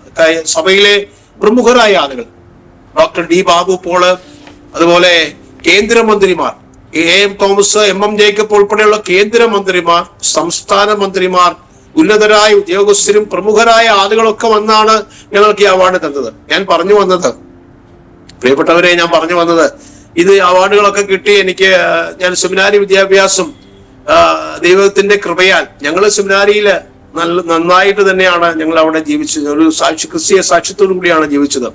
ഈ പ്രാർത്ഥനകളൊക്കെ ചെല്ലുമെങ്കിൽ അതിനുശേഷം ഞങ്ങൾ ഇരുന്ന് മനപ്രാർത്ഥനയൊക്കെ ശരിക്കും പ്രാർത്ഥിക്കുമായിരുന്നു. യാക്കോബായ സഭയിലായതുകൊണ്ട് അങ്ങനെ പോയി. ഞാൻ പറയട്ടെ, സെമിനാരി വിദ്യാഭ്യാസം കഴിഞ്ഞ ഉടൻ തന്നെ എന്റെ വിവാഹം നടന്നു. എന്റെ വിവാഹം ഞാൻ പറഞ്ഞല്ലോ, ഒരു അധ്യാപിക, അവൾ അന്നും അധ്യാപികയായിരുന്നു. വിവാഹം അന്ന് അവള് ഈ വൈഫ് സിബി എന്നാണ് വൈഫിന്റെ പേര്, സിബി പോൾ. അവരുടെ പിതാവ് ഒരു ഓർത്തഡോക്സ് പശ്ചാത്തലമുള്ള ആളായിരുന്നു. ഫാദർ, മാതാവ് എന്നാൽ അവര് യാക്കോബായ പാവകക്ഷി. എന്റെ വീട്ടിൽ നിന്ന് ഒരു 4 കിലോമീറ്റർ ദൂരം മാത്രമേ വൈഫിന്റെ വീട്ടിലേക്കുള്ളൂ. അവിടെ തട്ടക്കുഴ എന്ന് പറയുന്ന സ്ഥലത്ത്. എന്റെ വീട് മുളപ്പുറം, വിഷിംകുന്ന് മുളപ്പുറം ആണെങ്കിൽ അവരുടെ വീട് 4 കിലോമീറ്റർ ദൂരം. പുള്ളിക്കാരി ഈ മംഗലത്ത് എന്ന് പറയും വീട്ടുപേര്. അവളുടെ നല്ല ഒരു അച്ചടക്കത്തിൽ ജീവിക്കുന്ന ഒരു കുടുംബമാണ് അവരുടെയും. ആത്മീയമായിട്ടൊക്കെ അവരുടെ അമ്മയുടെ അപ്പൻ ആ നാട്ടിലെ തന്നെ ഏറ്റവും അറിയപ്പെടുന്ന ഒരു ആത്മീയനായ മനുഷ്യൻ. അന്ന് വളരെ വർഷങ്ങൾക്ക് മുമ്പ് എബ്രാഹിം വല്യപ്പൻ എന്നാ എല്ലാവരും പറയുന്നത്. മംഗലത്ത് എബ്രാഹിം വല്യപ്പൻ എന്ന് പറഞ്ഞ നാട്ടിൽ മുഴുവൻ അറിയും. അദ്ദേഹം അന്ന് മനപ്രാർത്ഥന ചെല്ലുമായിരുന്നവർ. അത്രയും വർഷങ്ങൾക്ക് മുമ്പ്. അന്ന് ആരുമില്ല, അങ്ങനെ പ്രാർത്ഥിക്കുന്നവരൊന്നും ആരുമില്ല സമുദായത്തിലൊന്നും. ചെല്ലുമായിരുന്നവർ. ആ ഫാമിലി ദൈവം എനിക്ക് അതൊരു ഭാഗ്യമായിട്ട് കരുതുകയാണ്. ആ ഫാമിലിയിൽ നിന്ന് ഒരു പെൺകുട്ടി, അവരുടെ അമ്മ, അവർ 4 പെൺമക്കളാണ്. വൈഫും 4 പെൺമക്കളാണ്. ഈ അമ്മ അവിടെ ദത്ത് നിൽക്കുകയായിരുന്നു ഫാദർ. അപ്പൊ ഫാദറിന്റെ വീട്ടുകാർ ഓർത്തഡോക്സ് ആയതുകൊണ്ട് അവൾക്ക് അന്ന് ഓർത്തഡോക്സ് സ്കൂളിൽ ജോലി കിട്ടി. പിന്നെ മാത്രമല്ല, അവരുടെ അമ്മയുടെ അനിയത്തിയുടെ ഒരു വീട്ടുകാരിൽപ്പെട്ട ഒരു ബിഷപ്പ് വരെ ഓർത്തഡോക്സ് സഭയിലുണ്ടായിരുന്നു. പക്കുമസ് തിരുമേനി എന്ന് പറയും, പിറവത്തുള്ള. അത് ഈ കേൾക്കുന്ന യാക്കോബായ പശ്ചാത്തലത്തിലുള്ളവർക്കൊക്കെയാണ് അറിയാം. പൂവത്തിങ്കിൽ തിരുമേനി എന്ന് അറിയപ്പെടുന്നത് അദ്ദേഹമാണ്. ആദ്യകാലങ്ങളിൽ തന്നെ ഓർത്തഡോക്സിലേക്ക് പോയ ഒരു യാക്കോബായ ഭാഗത്ത് നിന്ന് പോയ ഒരു ബിഷപ്പാണ്. അദ്ദേഹത്തിന്റെ കുടുംബക്കാര് ആണ് ഈ വൈഫിന്റെ അമ്മയുടെ അനിയത്തി വീട്ടുകാര്. അദ്ദേഹമൊക്കെ ജനിച്ച് വളർന്ന് ജീവിച്ച കെട്ടിടം ഇപ്പോഴും അവിടെ അവരുടെ വീട്ടിലുണ്ട്. ഞാൻ പറഞ്ഞത്, അപ്പൊ അങ്ങനെ ഒരു ബേസിലാണ് അവര് യാക്കോബായ പശ്ചാത്തലമായിരുന്നിട്ടും ഓർത്തഡോക്സ് സ്കൂളില്. പിന്നെ മാത്രമല്ല, ഇവരുടെ ഒരു റിലേറ്റീവ് പെട്ട ഒരു അച്ഛൻ ഓർത്തഡോക്സിലെ മാനേജ്മെന്റ് സെക്രട്ടറി ഒക്കെ ആയിരുന്നു. ഇവിടെ കോട്ടയം ദേവലോകം കോട്ടയം പഴയ സെമിനാരി സ്കൂള് കാത്തോലിക്കൽ സ്കൂൾ കോർപ്പറേറ്റ് മാനേജ്മെന്റിന്റെ സെക്രട്ടറി ആയിരുന്നു, മാനേജറായിട്ട് ബിഷപ്പ്. അതുകൊണ്ടൊക്കെയാണ് ഇവർക്ക് അവിടെ ജോലിയൊക്കെ കിട്ടിയത്. പക്ഷെ എങ്കിലും പിന്നീട് ഞാൻ പറഞ്ഞില്ല, ഞങ്ങളുടെ വിവാഹം നടന്നു.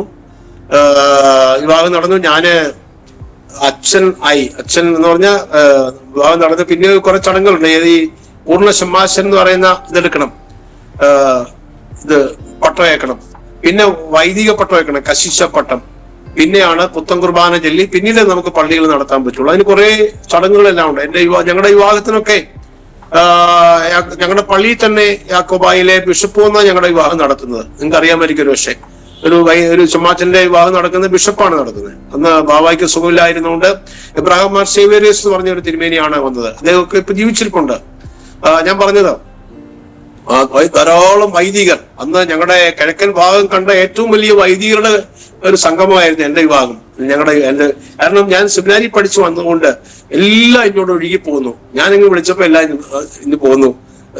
കിഴക്കോട്ട് ഒരു സ്ഥലത്ത് വന്നിട്ട് ആ ശുശ്രൂഷ എന്നൊക്കെ പറഞ്ഞാൽ മാത്രമല്ല, ഞങ്ങളുടെ നാട്ടിലുള്ള വൈദികർ എല്ലാവരും ഉണ്ട്, സീനിയർ ആയിട്ടുള്ളവരൊക്കെ ഉൾപ്പെടെ എല്ലാവരും ഉണ്ട്. ഈ സെമിനാരി മൊത്തം ഉണ്ട്. ഈ പാട്ടുകളൊക്കെ പാടുന്നതെല്ലാം വാനിന്നുടയോൻ കയ്യാൽ എന്നൊക്കെ ഉള്ള ആ പാട്ടുകളെല്ലാം വളരെ ചന്തമായിട്ട് ഇവർ 2 ഗ്രൂപ്പായി തിരിഞ്ഞു നിന്നു ഭയങ്കര ആഡംബരമായിട്ട് ആഘോഷമായിട്ടാണ് അവിടെ പാടിയൊക്കെ ഞങ്ങളെ വിവാഹമൊക്കെ നടന്നു. ഞാൻ പറയുമായിരുന്നു. ഇതിനു ശേഷം വൈഫ് അധ്യാപികയാണ്. എനിക്കും പള്ളി ചുമതല കിട്ടി. ആദ്യം അവിടെ നാട്ടിൽ കുറെ പള്ളികളൊക്കെ നടത്തി. പിന്നെ ബാവായുടെ നിർദ്ദേശപ്രകാരം വൈഫ് തന്നെ ജോലി കിട്ടിയത് ഇച്ചിരി ദൂരെയായിരുന്നു. ഇവിടെ ആയിരുന്നു, വടക്കേ മലബാറിലായിരുന്നു അവൾക്ക് പോസ്റ്റിംഗ് ആയത്. അവിടെ ഒരു ഓർത്തഡോക്സ് സ്കൂളിലായിരുന്നു. അപ്പോ ഞാൻ ബാവയോട് ആവശ്യപ്പെട്ട അനുസരിച്ച് അദ്ദേഹം എനിക്കൊരു കൽപ്പന തന്നു, അവിടെ അടുത്തുള്ള ഒരു പള്ളി നടത്താനായിട്ട് എനിക്ക് കൽപ്പന തന്നു. അവിടെ ഉള്ള പള്ളിയിലേക്ക് എനിക്ക് ചുമതല തന്നു.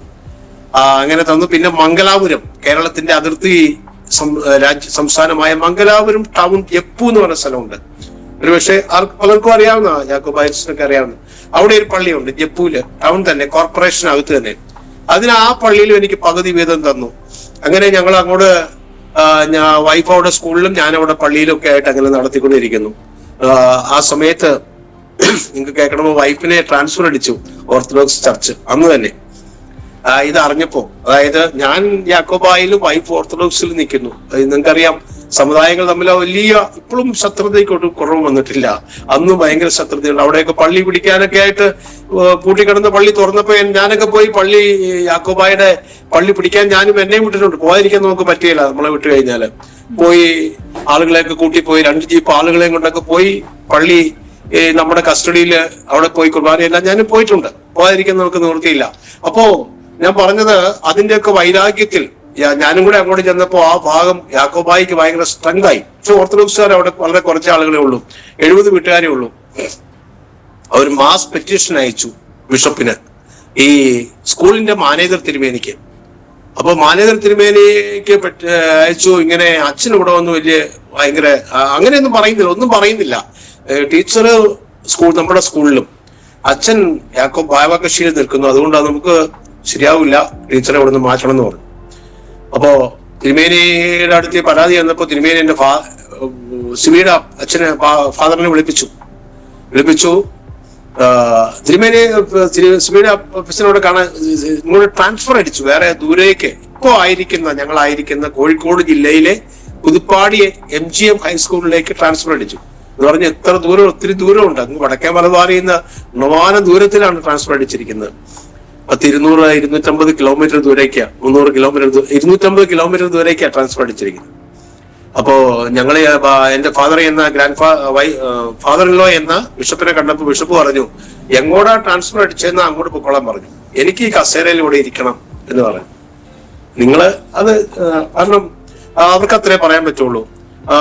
ഞാൻ വിചാരിക്കുന്നു, അന്ന് ഞാൻ കഴിഞ്ഞ ദിവസമൊക്കെ അവിടെ പോയിരുന്നു ആ സ്ഥലത്തൊക്കെ, ഞാൻ വിചാരിക്കുന്നു അത് ദൈവത്തിന്റെ പദ്ധതിയാണ്. കാരണം അതൊരു ഒരു മലപ്രദേശമാണ്, ഒരു കുന്നും പ്രദേശമാണ്. ദൈവം അവിടെ നിന്നൊക്കെ നമ്മളെ കൊണ്ടുവന്നായിരിക്കും. ഞാനും വീണ്ടും ഞങ്ങള് മംഗലാപുരത്തേക്ക് എനിക്ക് ഫുൾ വീതം കിട്ടി. ഞാൻ ബിഷപ്പിനോട്, ബാബ തിരുമേനോട് ആവശ്യപ്പെട്ടതനുസരിച്ച് അവിടെ ഉണ്ടായിരുന്ന ഒരു വൈദികൻ അപകടത്തിൽ മരിച്ചതുകൊണ്ട് എനിക്ക് ഫുൾ വീതം അവിടെ ചുമതല കിട്ടി. ഒരു വലിയ പള്ളിയാണ്, കോർപ്പറേഷനകത്തുള്ള പള്ളി. ഫുൾ വീതം കിട്ടിയ പള്ളിയുടെ മുറ്റത്ത് ഒരു സ്കൂളെല്ലാം ഉണ്ട്. എയ്ഡഡ് സ്കൂളാണ്, കന്നഡ എയ്ഡഡ് സ്കൂള്. അപ്പൊ അതിന്റെ ലോക്കൽ മാനേജറൊക്കെ ആയിട്ട് ഞാൻ ആ പള്ളിയിൽ കഴിയുന്നു. എനിക്ക് ഒത്തിരി ആളുകളെ സ്വാധീനിക്കാനും പല വീടുകളിൽ പോകാൻ ഡോക്ടർമാർ, എഞ്ചിനീയർമാർ, ഉന്നതരായ ഉദ്യോഗസ്ഥരൊക്കെ ഉള്ള സാധാരണക്കാരൊക്കെ ഉൾപ്പെടുന്ന ഒരു പള്ളിയാണ്. ഞാൻ പറയട്ടെ, ആ പള്ളിയിൽ ഞാൻ ചില വർഷങ്ങൾ ആ പള്ളിയിൽ ശുശ്രൂഷ ചെയ്യുന്നു. അങ്ങനെ ഇരിക്കെ ആ സമയങ്ങളിലൊക്കെ ഞാൻ തുറന്നു പറയുകയാണ്, ഈ സമയങ്ങളിലൊക്കെ നമ്മുടെ ഈ കൂട്ടായ്മ, ഞാൻ പറഞ്ഞല്ലോ, എന്നെ രക്ഷയിലേക്ക് നടത്തിയ, എനിക്കൊരു പ്രാർത്ഥിക്കാൻ എന്നെ പഠിപ്പിച്ച, എനിക്ക് ഒരു കൂട്ടായ്മ തന്ന ഈ സെന്റ് പോൾസ് പ്രയർ ഫെലോഷിപ്പ്, അന്ന് മലങ്കര ആയിട്ടില്ല, പ്രയർ ഫെലോഷിപ്പ് എന്നുള്ള കൂട്ടായ്മയുമായി ഞാൻ നിരന്തരമായി ബന്ധപ്പെട്ടുകൊണ്ടിരുന്നു. കുന്നുമേലച്ചനൊക്കെ എനിക്ക് എപ്പോഴും എഴുതാറുണ്ട്, കത്തെഴുതാറുണ്ട്. ഞാനും ഇടയ്ക്കിടയ്ക്ക് നാട്ടിൽ പോയി മൂവാറ്റുപുഴയിൽ എല്ലാ മാസവും 2ാം ശനിയാഴ്ച മൂവാറ്റുപുഴ മേള ഓഡിറ്റോറിയത്തിൽ അന്ന് കൂടിക്കൊണ്ടിരുന്നത്. ഈ സെന്റ് പോൾസ് പ്രയർ ഫെലോഷിപ്പിന്റെ മീറ്റിംഗ് നടക്കുന്നുണ്ട്. വലിയൊരു ഓഡിറ്റോറിയമാണ് മേള ഓഡിറ്റോറിയം എന്ന് പറയുന്നത്, ടൗണിൽ തന്നെയുള്ള. അപ്പോ ഞങ്ങള് ധാരാളം ആളുകൾ അവിടെ കൂടാറുണ്ട്. ഒത്തിരി പ്രഗത്ഭരായ ദേവദാസന്മാർ സംസാരിക്കാറുണ്ട്. ഞാനും ആ കൂട്ടായ്മയിൽ മാസത്തിലൊരിക്കൽ ഒക്കെ ഞാൻ മിക്കവാറും പോകാറുണ്ട്. ഈ വയനാട് അങ്ങ് വടക്കേ മലബാറിൽ നിന്ന് വന്ന് കൂടാറുണ്ട്, സമ്മതിക്കാറുണ്ട്. ഞാൻ എന്ന് പറഞ്ഞാൽ ഈ കൂട്ടായ്മയുടെ ഭാഗമായി ഞാൻ നിൽക്കുകയാണ്. എന്നാൽ ഒരു പള്ളി നടത്തുന്നു, വടക്കേ ഇപ്പോ മംഗലാപുരത്ത് ഒരു പള്ളി നടത്തുന്നു. അങ്ങനെ ഇരിക്കുന്നു. വൈഫ് ഇവിടെ കോഴിക്കോട് പുതുപ്പാടിയിൽ അവള് സ്കൂളിൽ പഠിപ്പിക്കുന്നു. കുറച്ച് അകലം വന്ന് ഞങ്ങൾക്ക്, അവളെ ഇടയ്ക്ക് ഞങ്ങൾ അങ്ങോട്ട് വരും. പിന്നെ ഇടയ്ക്ക് ഞാൻ ഇങ്ങോട്ട് കോഴിക്കോടേക്ക് വരാറുണ്ട്. ഇവിടെ ഒരു ഓർത്തഡോക്സുകാരുടെ കോൺവെന്റിന് ഒരു ഹോസ്റ്റലുണ്ട്, കോൺവെന്റിനകത്ത്, അവിടെയാണ് താമസിച്ചുകൊണ്ടിരുന്നത്. അപ്പൊ അങ്ങനെ ഞങ്ങൾ മുന്നോട്ട് പോയിക്കൊണ്ടിരിക്കുന്ന സാഹചര്യത്തിലാണ് നിങ്ങൾക്ക് ഒരു പക്ഷെ എല്ലാവരും അറിയുന്ന പോലെ, എനിക്ക് സമയമുണ്ടെന്ന് വിചാരിക്കുകയാണ്, സമയം എടുക്കാമല്ലോ അല്ലെ, അറിയുന്ന പോലെ ഞങ്ങള് 1990 ചുരുക്കി പറയാം, ഞാൻ ആ പള്ളിയിൽ ഞാനായിരുന്ന പള്ളിയിൽ ഞാൻ ഒത്തിരി കൺവെൻഷനുകളൊക്കെ നടത്തി, ധാരാളം ദേവദാസന്മാരെ കൊണ്ടുവന്ന് പ്രസംഗിപ്പിച്ചു. ഒത്തിരി പേര് നല്ലൊരു ആത്മീയ അനുഭവമൊക്കെ ഉണ്ടായിരുന്നു. എനിക്ക് ഫുൾ സപ്പോർട്ട് ആ പള്ളിക്കാർ തന്നു. വിദ്യാഭ്യാസം ഉള്ളവരും കഴിവുള്ളവരൊക്കെ ആയിരുന്നു. ഒത്തിരി പേർക്ക് വേണ്ടി പ്രാർത്ഥിക്കാനും പല വീടുകൾ വിസിറ്റ് ചെയ്യാനും ഒക്കെ എനിക്കിടയായിട്ടുണ്ട്.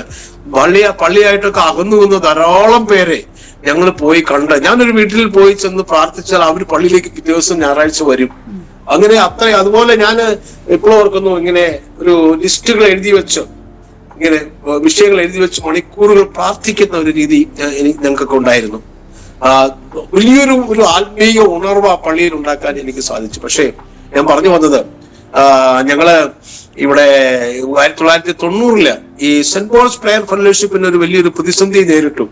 എന്ന് പറഞ്ഞാൽ അതിലുള്ള ലീഡേഴ്സിനെതിരെ സിനഡിന്ന് യാക്കോബായ സഭയുടെ സുന്നകദോസ് എന്ന് പറയും.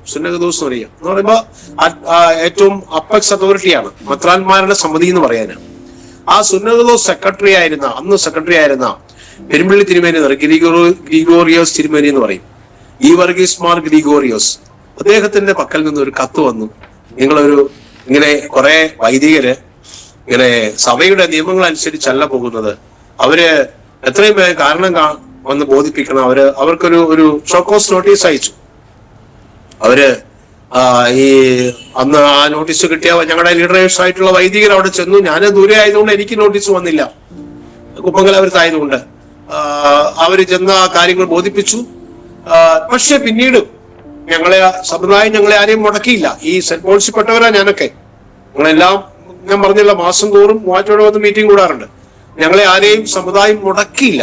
പക്ഷെ ഈ സമുദായം ചെയ്തുകൊണ്ടിരുന്ന ഒരു കാര്യം, ഇത് ജനങ്ങൾ മനസ്സിലാക്കേണ്ട ഒരു കാര്യമാണ്, അച്ഛന്മാരെ മുടക്കിയില്ല. പക്ഷെ ഇതിൽപ്പെട്ട ആളുകളുണ്ട് ധാരാളം. അതില് ഡെപ്യൂട്ടി കളക്ടർ വരെ ഉണ്ടായിരുന്നു ഞങ്ങളുടെ കൂടെ. ഡെപ്യൂട്ടി കളക്ടർ, RDO, പ്രൊഫസർമാര്, ഡോക്ടർമാര്, അതുപോലെ അധ്യാപകർ, ധാരാളം അധ്യാപകര്, കൃഷിക്കാര്, കൂലിപ്പണിക്കാർ, സാധാരണക്കാരായ ധാരാളം ആളുകൾ ഞങ്ങളുടെ കൂട്ടായ്മ വന്നുകൊണ്ടിരുന്നു. പല പള്ളികളിലായിട്ട് അവരൊക്കെ പല പള്ളികളിൽ മെമ്പേഴ്സ് ഉള്ളവരാ. ഈ ആളുകളെയൊക്കെ സമുദായം മുടക്കി, പല പള്ളികളിൽ നിന്നും മുടക്കി വിട്ടു. എന്ന് പറഞ്ഞാൽ ഏറ്റവും അവസാനം ഞങ്ങളെയും പുറത്താക്കും. അപ്പൊ സമുദായം ഭയങ്കര തന്ത്രപരമായി. ഇപ്പൊ ഈ വൈദികരെ പെട്ടെന്ന് മുടക്കി കഴിഞ്ഞാൽ വൈദികരുടെ കൂടെ എല്ലാവരും ഇറങ്ങിപ്പോവും, ഒരു സിമ്പതി കൊണ്ട്. അതുകൊണ്ട് വളരെ രാഷ്ട്രീയപരമായി തന്ത്രപരമായിട്ടുള്ള നീക്കമായിരുന്നു അത്. ആളുകളെ പല പള്ളികളിൽ നിന്നായിട്ട് പുറത്താക്കാൻ തുടങ്ങി. എന്ന് പറഞ്ഞാൽ കൈയടിച്ച് പാടുന്നവരെ, അവരിങ്ങനെ പ്രാർത്ഥിക്കുന്നവരെ, എക്സ്റ്റംപറി പ്രാർത്ഥിക്കുന്നവരെ, അതായത് ഈ ബൈബിൾ പഠിക്കുന്നവരെ. എന്ന് പറഞ്ഞാൽ നമുക്ക് ഭയങ്കര ഒരു കോൺട്രഡിക്ടറി ആയിട്ട് തോന്നാം. ബൈബിൾ പഠിക്കുന്നവരെ യാക്കോബായക്കാർക്ക് വേണ്ട, അതുപോലെ പ്രാർത്ഥിക്കുന്നവരെ വേണ്ട, കൈയടിച്ചു ഹല്ലേലൂയ പാടുന്നവരെ വേണ്ട, ഇവരെയൊന്നും പള്ളിക്ക് വേണ്ട. അതൊരു നിലയിലേക്ക് കാര്യങ്ങൾ പോയി. അവരെ പലരെയും പള്ളിയിൽ നിന്ന് പുറത്താക്കാൻ തുടങ്ങി. അങ്ങനെയുള്ള സാഹചര്യത്തിൽ എല്ലാവരും വന്ന് കുന്നുമേലച്ഛന്റെയും മറ്റേ നേതൃത്വം, അതിനൊരു സെന്റ് പോൾസിന് ഒരു കമ്മിറ്റി ഉണ്ട്, അതുകൊണ്ട് ഒരു കേന്ദ്ര കമ്മിറ്റി ഉണ്ട് സമുദായത്തിൽ തന്നെ നിൽക്കുമ്പോൾ. ആ കമ്മിറ്റിയിൽപ്പെട്ട പ്രധാനപ്പെട്ട ആളുകളോടെല്ലാം വന്ന് പരാതി പറഞ്ഞു, ഞങ്ങളെല്ലാം ഞങ്ങളുടെ പള്ളിയിൽ നിന്ന് പുറത്താക്കുവാണ്, ഞങ്ങൾ എന്ത് ചെയ്യണം? ഞങ്ങൾ അടുത്ത ഓരോ സ്ഥലങ്ങൾ പലയിടത്തും പോയി സ്ഥാനപ്പെട്ടു. പല പെന്തക്കോസ്റ്റിലും IPCയിലും AGയിലും ഷാരോയിലും ചർച്ച് ഓഫ് ഗോഡിലും പലയിടങ്ങളിൽ പോയി പലരും സ്ഥാനപ്പെട്ടു. അപ്പൊ ഞങ്ങൾ എന്ത് ചെയ്യണം? ഞങ്ങൾക്ക് നിങ്ങളെ വിട്ടുപോകാൻ, നിങ്ങൾക്ക് ഞാൻ പറഞ്ഞ ഞങ്ങൾക്ക് നമ്മുടെ ആ കൂട്ടായ്മ വിട്ടുപോകാൻ താല്പര്യമില്ല. ഞങ്ങൾ എന്ത് ചെയ്യണം? പക്ഷെ ഞങ്ങളെ പള്ളിയിൽ നിന്ന് പുറത്താക്കി.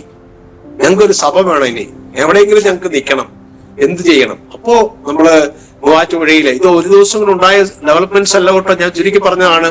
നാളുകൾ കൊണ്ടുണ്ടായ ഡെവലപ്മെന്റ്സ് ആണ്. മൂവാറ്റുപുഴയിൽ ഞങ്ങൾ ഒരുമിച്ച് കൂടി എല്ലാവരും കൂടി തീരുമാനമെടുത്ത് എന്ത് ചെയ്യണം. അപ്പോഴാണ് ആ തീരുമാനത്തിൽ വന്നത്, വൈദികരായ നമുക്കും അന്ന് ഈ തീരുമാനം എടുക്കുമ്പോൾ നിങ്ങൾ കേൾക്കണമോ, 15ഓളം വൈദികരുണ്ടായിരുന്നു അവിടെ. വൈദികരായ നമുക്കും കൂടി, ഞാൻ പേരെടുത്ത് പറയുന്നില്ല, അവർക്ക് ഇപ്പൊ സമുദായത്തിൽ നിൽക്കുന്നവരാ, പേര് പറഞ്ഞാൽ ശരിയാവില്ല. അവര് പറയും, ഞങ്ങളെ ഇപ്പൊ നിങ്ങൾ ചോദിച്ചു കഴിഞ്ഞാൽ പറയും എന്റെ അടുത്ത സുഹൃത്താണ്, കാഞ്ചനമലച്ചനൊക്കെ എന്റെ അടുത്ത സുഹൃത്താന്ന് പറയും, അല്ലെങ്കിൽ ഞങ്ങളൊക്കെ ഭയങ്കര ഫ്രണ്ട്സാന്ന് പറയും. പക്ഷേ അവരിപ്പോ സമുദായം, ഞാൻ പറഞ്ഞത് വൈദികരായ നമ്മൾ കൂടി എല്ലാവരും സമുദായ യാക്കോബായി രാജിവെച്ച് നമുക്കൊരു പുതിയ സഭയുണ്ടാക്കാം, ഒരു വേർപെട്ട ഒരു കോൺഗ്രിഗേഷൻ ഉണ്ടാക്കാം എന്ന് തീരുമാനിച്ചു. അവിടെ മാറ്റോടെ വെച്ച് തീരുമാനിച്ചു. അതൊരു വലിയ വിപ്ലവകരമായ തീരുമാനമായിരുന്നു. ഞാനൊന്ന് വൈദികൻ, ഞാൻ പറഞ്ഞല്ലോ 2 വർഷം ആവുന്നുള്ളൂ, തയ്ക്കുന്നുള്ളൂ. ഞാൻ പള്ളിമുറിയിൽ ഇരുന്ന് ഞാൻ പള്ളിയുടെ സ്കൂളിന്റെ ഓഫീസിലാണ് താമസിക്കുന്നത്, മംഗലാപുരത്ത്. അവിടെ ഒരു കപ്പേര് താമസിക്കുന്നുണ്ട് ചേട്ടൻ. ഈ അടുത്ത കാലത്ത് പുള്ളി മരിച്ചുപോയത്. അദ്ദേഹത്തിന്റെ മകൻ അന്ന് ചമ്മാച്ചനായിരുന്നു. പിന്നെ അദ്ദേഹം ഇപ്പോൾ യാക്കോബായിലെ ബിഷപ്പാണ് അദ്ദേഹം. അതൊന്നും ഞാൻ പേര് പറയാൻ ആഗ്രഹിക്കുന്നത്. എന്റെ കൂടെ നടന്നുകൊണ്ടിരുന്ന ആളാണ്, എന്റെ അസിസ്റ്റന്റ് ആയിട്ടൊക്കെ. അപ്പൊ ഞാൻ പറഞ്ഞത്, അപ്പൊ ഞാൻ ആ സ്കൂളിൽ മുറിക്കാതിരുന്ന് ഞാൻ പ്രാർത്ഥിക്കാറ് പതിവ്. ഞാൻ ആ മുറിയിലിരുന്ന് മണിക്കൂറിൽ ഞാൻ പ്രാർത്ഥിച്ചിട്ടുണ്ട്. കർത്താവ് എന്ത് ചെയ്യണം, ഒരു തീരുമാനം എടുക്കാൻ. എന്റെ ഫാദറും എന്റെ വീട്ടുകാരും നാട്ടുകാരും എല്ലാം എതിരാണ്. ഇങ്ങനെ എത്രയും പെട്ടെന്ന് അവര് പറഞ്ഞെങ്ങനെയാണ്, അച്ഛന്റെ കുർബാന കണ്ട് ഞങ്ങൾക്ക് കൊതി മാറിയിട്ടില്ല എന്ന് പറഞ്ഞു. ഇത്രയും വേഗം രാജിവെക്കാൻ ചിന്തിക്കാൻ പോലും പറ്റുന്നില്ല. ഞാനും ഒത്തിരി മാനസിക സംഘർഷങ്ങളിലൂടെ പോയി. എന്താണ് ചെയ്യേണ്ടത് നമുക്കത്. പക്ഷേ അവസാനം ദൈവം തന്നൊരു ശബ്ദം ഞാൻ ഇപ്പോഴും ഓർക്കുകയാണ്. നീ അനുസരിക്കുക, സത്യത്തിന് വേണ്ടി നിൽക്കുക. ഇപ്പോഴാണ് സുപ്രസാദ കാലം, ഇപ്പോഴാണ് രക്ഷാദിവസം എന്ന് പറഞ്ഞ പോലെ ഇപ്പോഴാണ് ഏറ്റവും നല്ലൊരു അവസരം. കൂടെയുള്ള നമുക്ക് ഒരുപാട് കൂടെ, നിങ്ങൾക്ക് അറിയാമല്ലോ, അച്ഛന്മാര് മാത്രമല്ല, ധാരാളം ആളുകൾ ഒരുമിച്ച് ഞങ്ങളുടെ കൂടെ ഇറങ്ങുക. ഒരുപാട് ആളുകൾ ഒരുമിച്ച് ഞങ്ങൾ ഇറങ്ങാനിരിക്കുക. ധൈര്യമായിട്ട് ഇറങ്ങിക്കൊള്ളാനുള്ള ഒരു സന്ദേശമാണ് ദൈവം എന്റെ ചെവിയിൽ എനിക്ക് തന്നത്. ഞാൻ അതനുസരിച്ചൊന്ന് മാത്രമേ ഉള്ളൂ. ഞാൻ ഇപ്പോഴും പറയുന്ന ഒരു കാര്യം, ദൈവം അങ്ങനെ ഇപ്പൊ ഞാൻ എന്റെ ഒരു മിടുക്കായിട്ട് ഞാൻ കാണുന്നില്ല. ഇങ്ങനെ സമുദായത്തിൽ നിന്ന് രാജിവെച്ചു പുറത്തേക്ക് വന്നു, ഒരു മിടുക്കുമല്ല.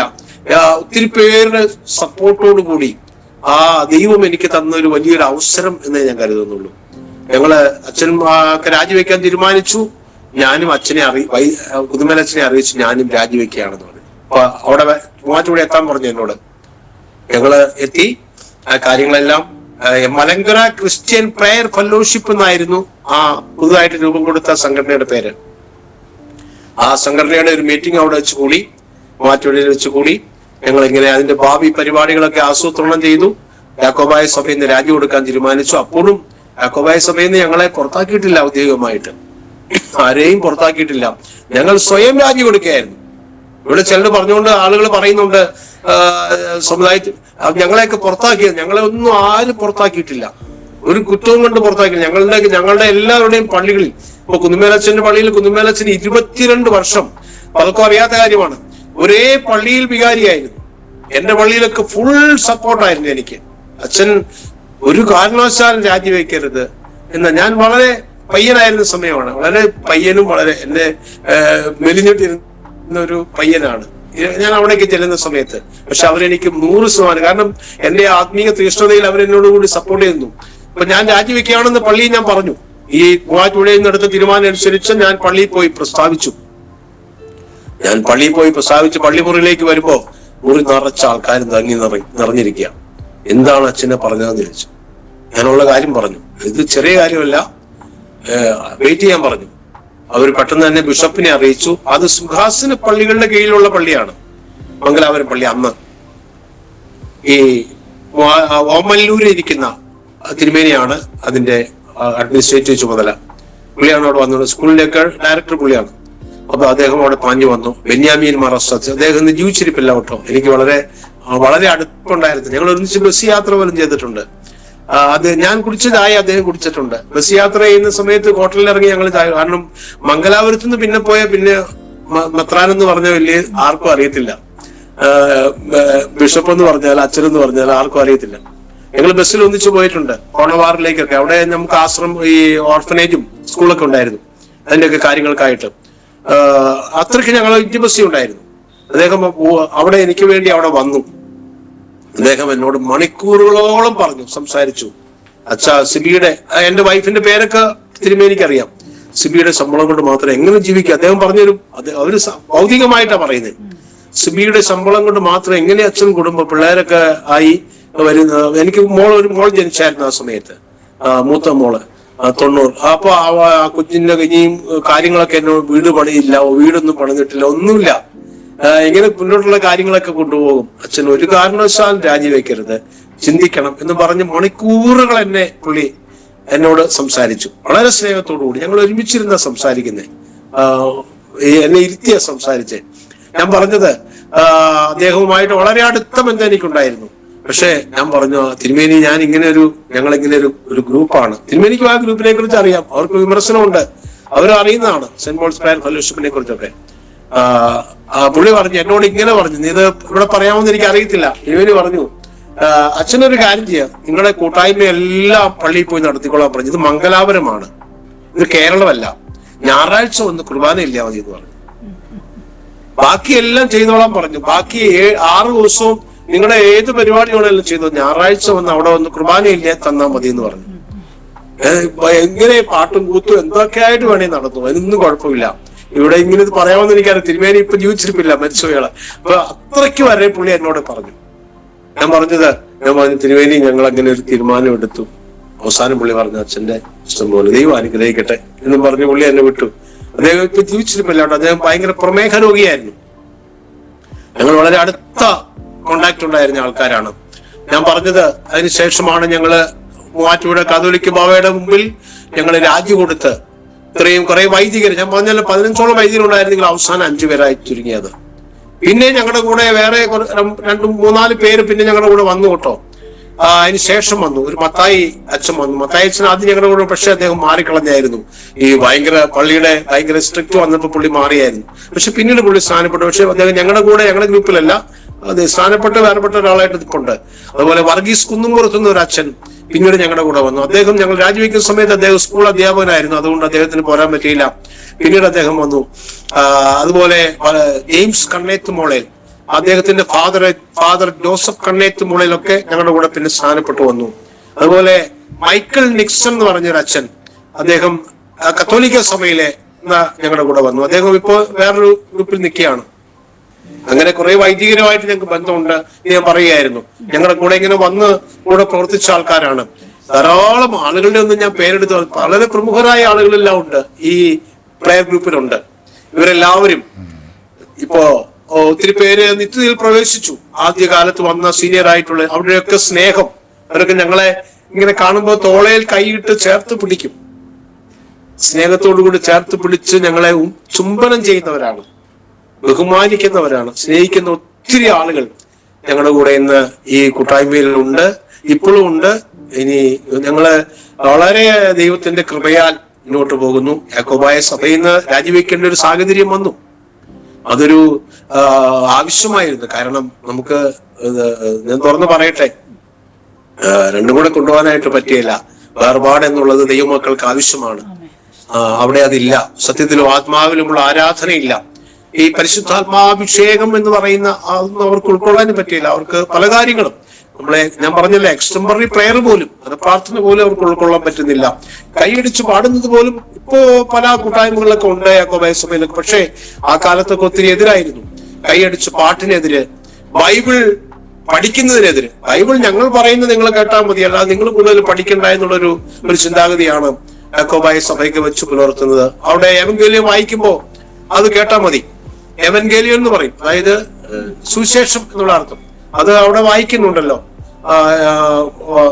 അത് ശ്രദ്ധിച്ചാൽ മതി, കൂടുതലൊന്നും നിങ്ങൾ പഠിക്കണ്ട എന്നുള്ള ഒരു ചിന്താഗതി. പക്ഷേ ദൈവത്തിന് സ്തോത്രം, ഞാന് തുറന്നു പറയുകയാണ്, ഈ വേർപാട് അനുഭവത്തിലേക്ക് വന്ന് ഞങ്ങൾ സ്നാനം സ്വീകരിച്ച് പരിശുദ്ധാത്മാഭിഷേകം എനിക്കത് കിട്ടിയത്, ഞാൻ തുറന്നു പറയട്ടെ, പലപ്പോഴും ആത്മാവിന്റെ നിറവിൽ ഞാൻ ദൈവത്തെ ആരാധിച്ചിട്ടുണ്ട്. എന്നാൽ അതിന്റെ പൂർണ്ണതയിൽ എത്തിയത് ഒരിക്കൽ ഞങ്ങൾ 40 ദിവസം ഉപവസിക്കുന്ന ഞാൻ 40 ദിവസം 3 പ്രാവശ്യം എടുത്തിട്ടുണ്ട് ഉപവാസം. ദൈവം എനിക്കുള്ള ക്രമ തന്നു. 21 ദിവസവും 3 പ്രാവശ്യം എടുത്തിട്ടുണ്ട്. 3 days പല പ്രാവശ്യം എടുത്തിട്ടുണ്ട്. ഈ കഴിഞ്ഞ മാസം പോലും എനിക്ക് 3 ദിവസം ഉപവസിക്കാനുള്ള ഭാഗ്യം ദൈവം തന്നു. ആരോഗ്യവും ഭാഗ്യവും ദൈവം തന്നു. അത് ദൈവത്തിന്റെ ഒരു കൃപയായിട്ട് ഞാൻ കരുതുകയാണ്. അപ്പൊ 40 ദിവസത്തിന്റെ ഒരു ഉപവാസം ഞങ്ങൾ എടുത്ത സമയത്ത് ഈ ഉടുമ്പന്നൂരിൽ വെച്ച് നൈനാച്ചായൻ എന്ന് പറയുന്ന ഒരു പൂനെയിലുള്ള ഒരു വലിയ ദൈവദാസനാണ്, ഒരു വളരെ മാതൃകാപരമായി ജീവിക്കുന്ന അദ്ദേഹത്തിന്റെ ആ ശുശ്രൂഷ ഇങ്ങനെ, അദ്ദേഹത്തിന്റെ കൂടെ ഒരു ജേക്കപ്പച്ച എന്ന് പറയും, ജേക്കബ്, അവരൊക്കെ വന്നു. അവര് 40 കൂടുതൽ എടുക്കുന്ന 60 ദിവസവും 100 ദിവസമൊക്കെ ഉപവസിക്കുന്ന ആൾക്കാരുണ്ട്. അവരുടെ ഒരു ശുശ്രൂഷയിൽ ഒരു ആരാധന ഇങ്ങനെ വെളിപ്പെട്ട സമയത്ത്, നമ്മുടെ പ്രവർത്തനത്തിന്റെ ആദ്യ സമയത്താവട്ടോ, 90-91 കാലഘട്ടങ്ങളിലാണ്. പലപ്പോഴും ഇങ്ങനെ ഒരു ആത്മീയ അനുഭവം കിട്ടിയിട്ടുണ്ടെങ്കിലും ആ ആരാധനയിൽ വെച്ചാണ് ഞാൻ ഇപ്പോഴും ഓർക്കും, നമ്മളെ തന്നെ മറന്ന് നമ്മള് ആരാധിച്ചൊരു അനുഭവം. അന്യഭാഷ ആ അഭിഷേകം അത് നമ്മൾ അറിയാതെ നമ്മൾ പറയുന്ന ഒരു അനുഭവം. ഞാൻ പറയട്ടെ, നമ്മൾ എന്ന് കരുതി നമ്മളെല്ലാ കൂട്ടായ്മയിലും അന്യഭാഷമാണ്. പക്ഷെ ചില പ്രത്യേകമായ സാഹചര്യങ്ങൾ നമ്മൾ അറിയാതെ അന്യഭാഷയിൽ ദൈവത്തെ ആരാധിക്കുന്ന ധാരാളം അനുഭവങ്ങൾ ഞങ്ങൾക്ക് ദൈവം തന്നിട്ടുണ്ട്. ഞാൻ പറയട്ടെ, അപ്പൊ അതുകൊണ്ട് ഇതെല്ലാം, ഈ നിധിയെല്ലാം ഈ ദൈവവചനം പഠിക്കാനും കൂടുതൽ മനസ്സിലാക്കാനും അത് തുറന്ന് സംസാരിക്കാനും ആളുകളെ രക്ഷയിലേക്ക് നടത്താൻ, അതാണ് ഞാൻ വിശ്വസിക്കുന്ന ഏറ്റവും പ്രധാനപ്പെട്ട കാര്യം. സമുദായത്തിന് അതില്ല. രക്ഷയിലേക്ക് നടത്തി രക്ഷയിൽ ആളുകളെ വളർത്താൻ അത് സമുദായം അനുവദിക്കുന്നില്ലല്ലോ.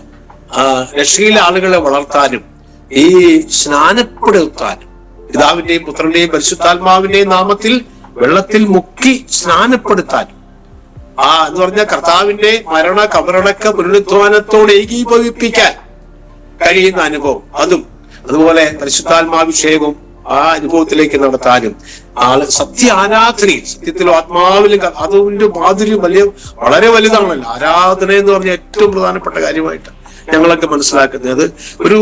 നമ്മുടെ സമുദായത്തിലൊക്കെ നമുക്കറിയാം ഒത്തിരി കാര്യങ്ങളുണ്ട്, ഇല്ലെന്നല്ല.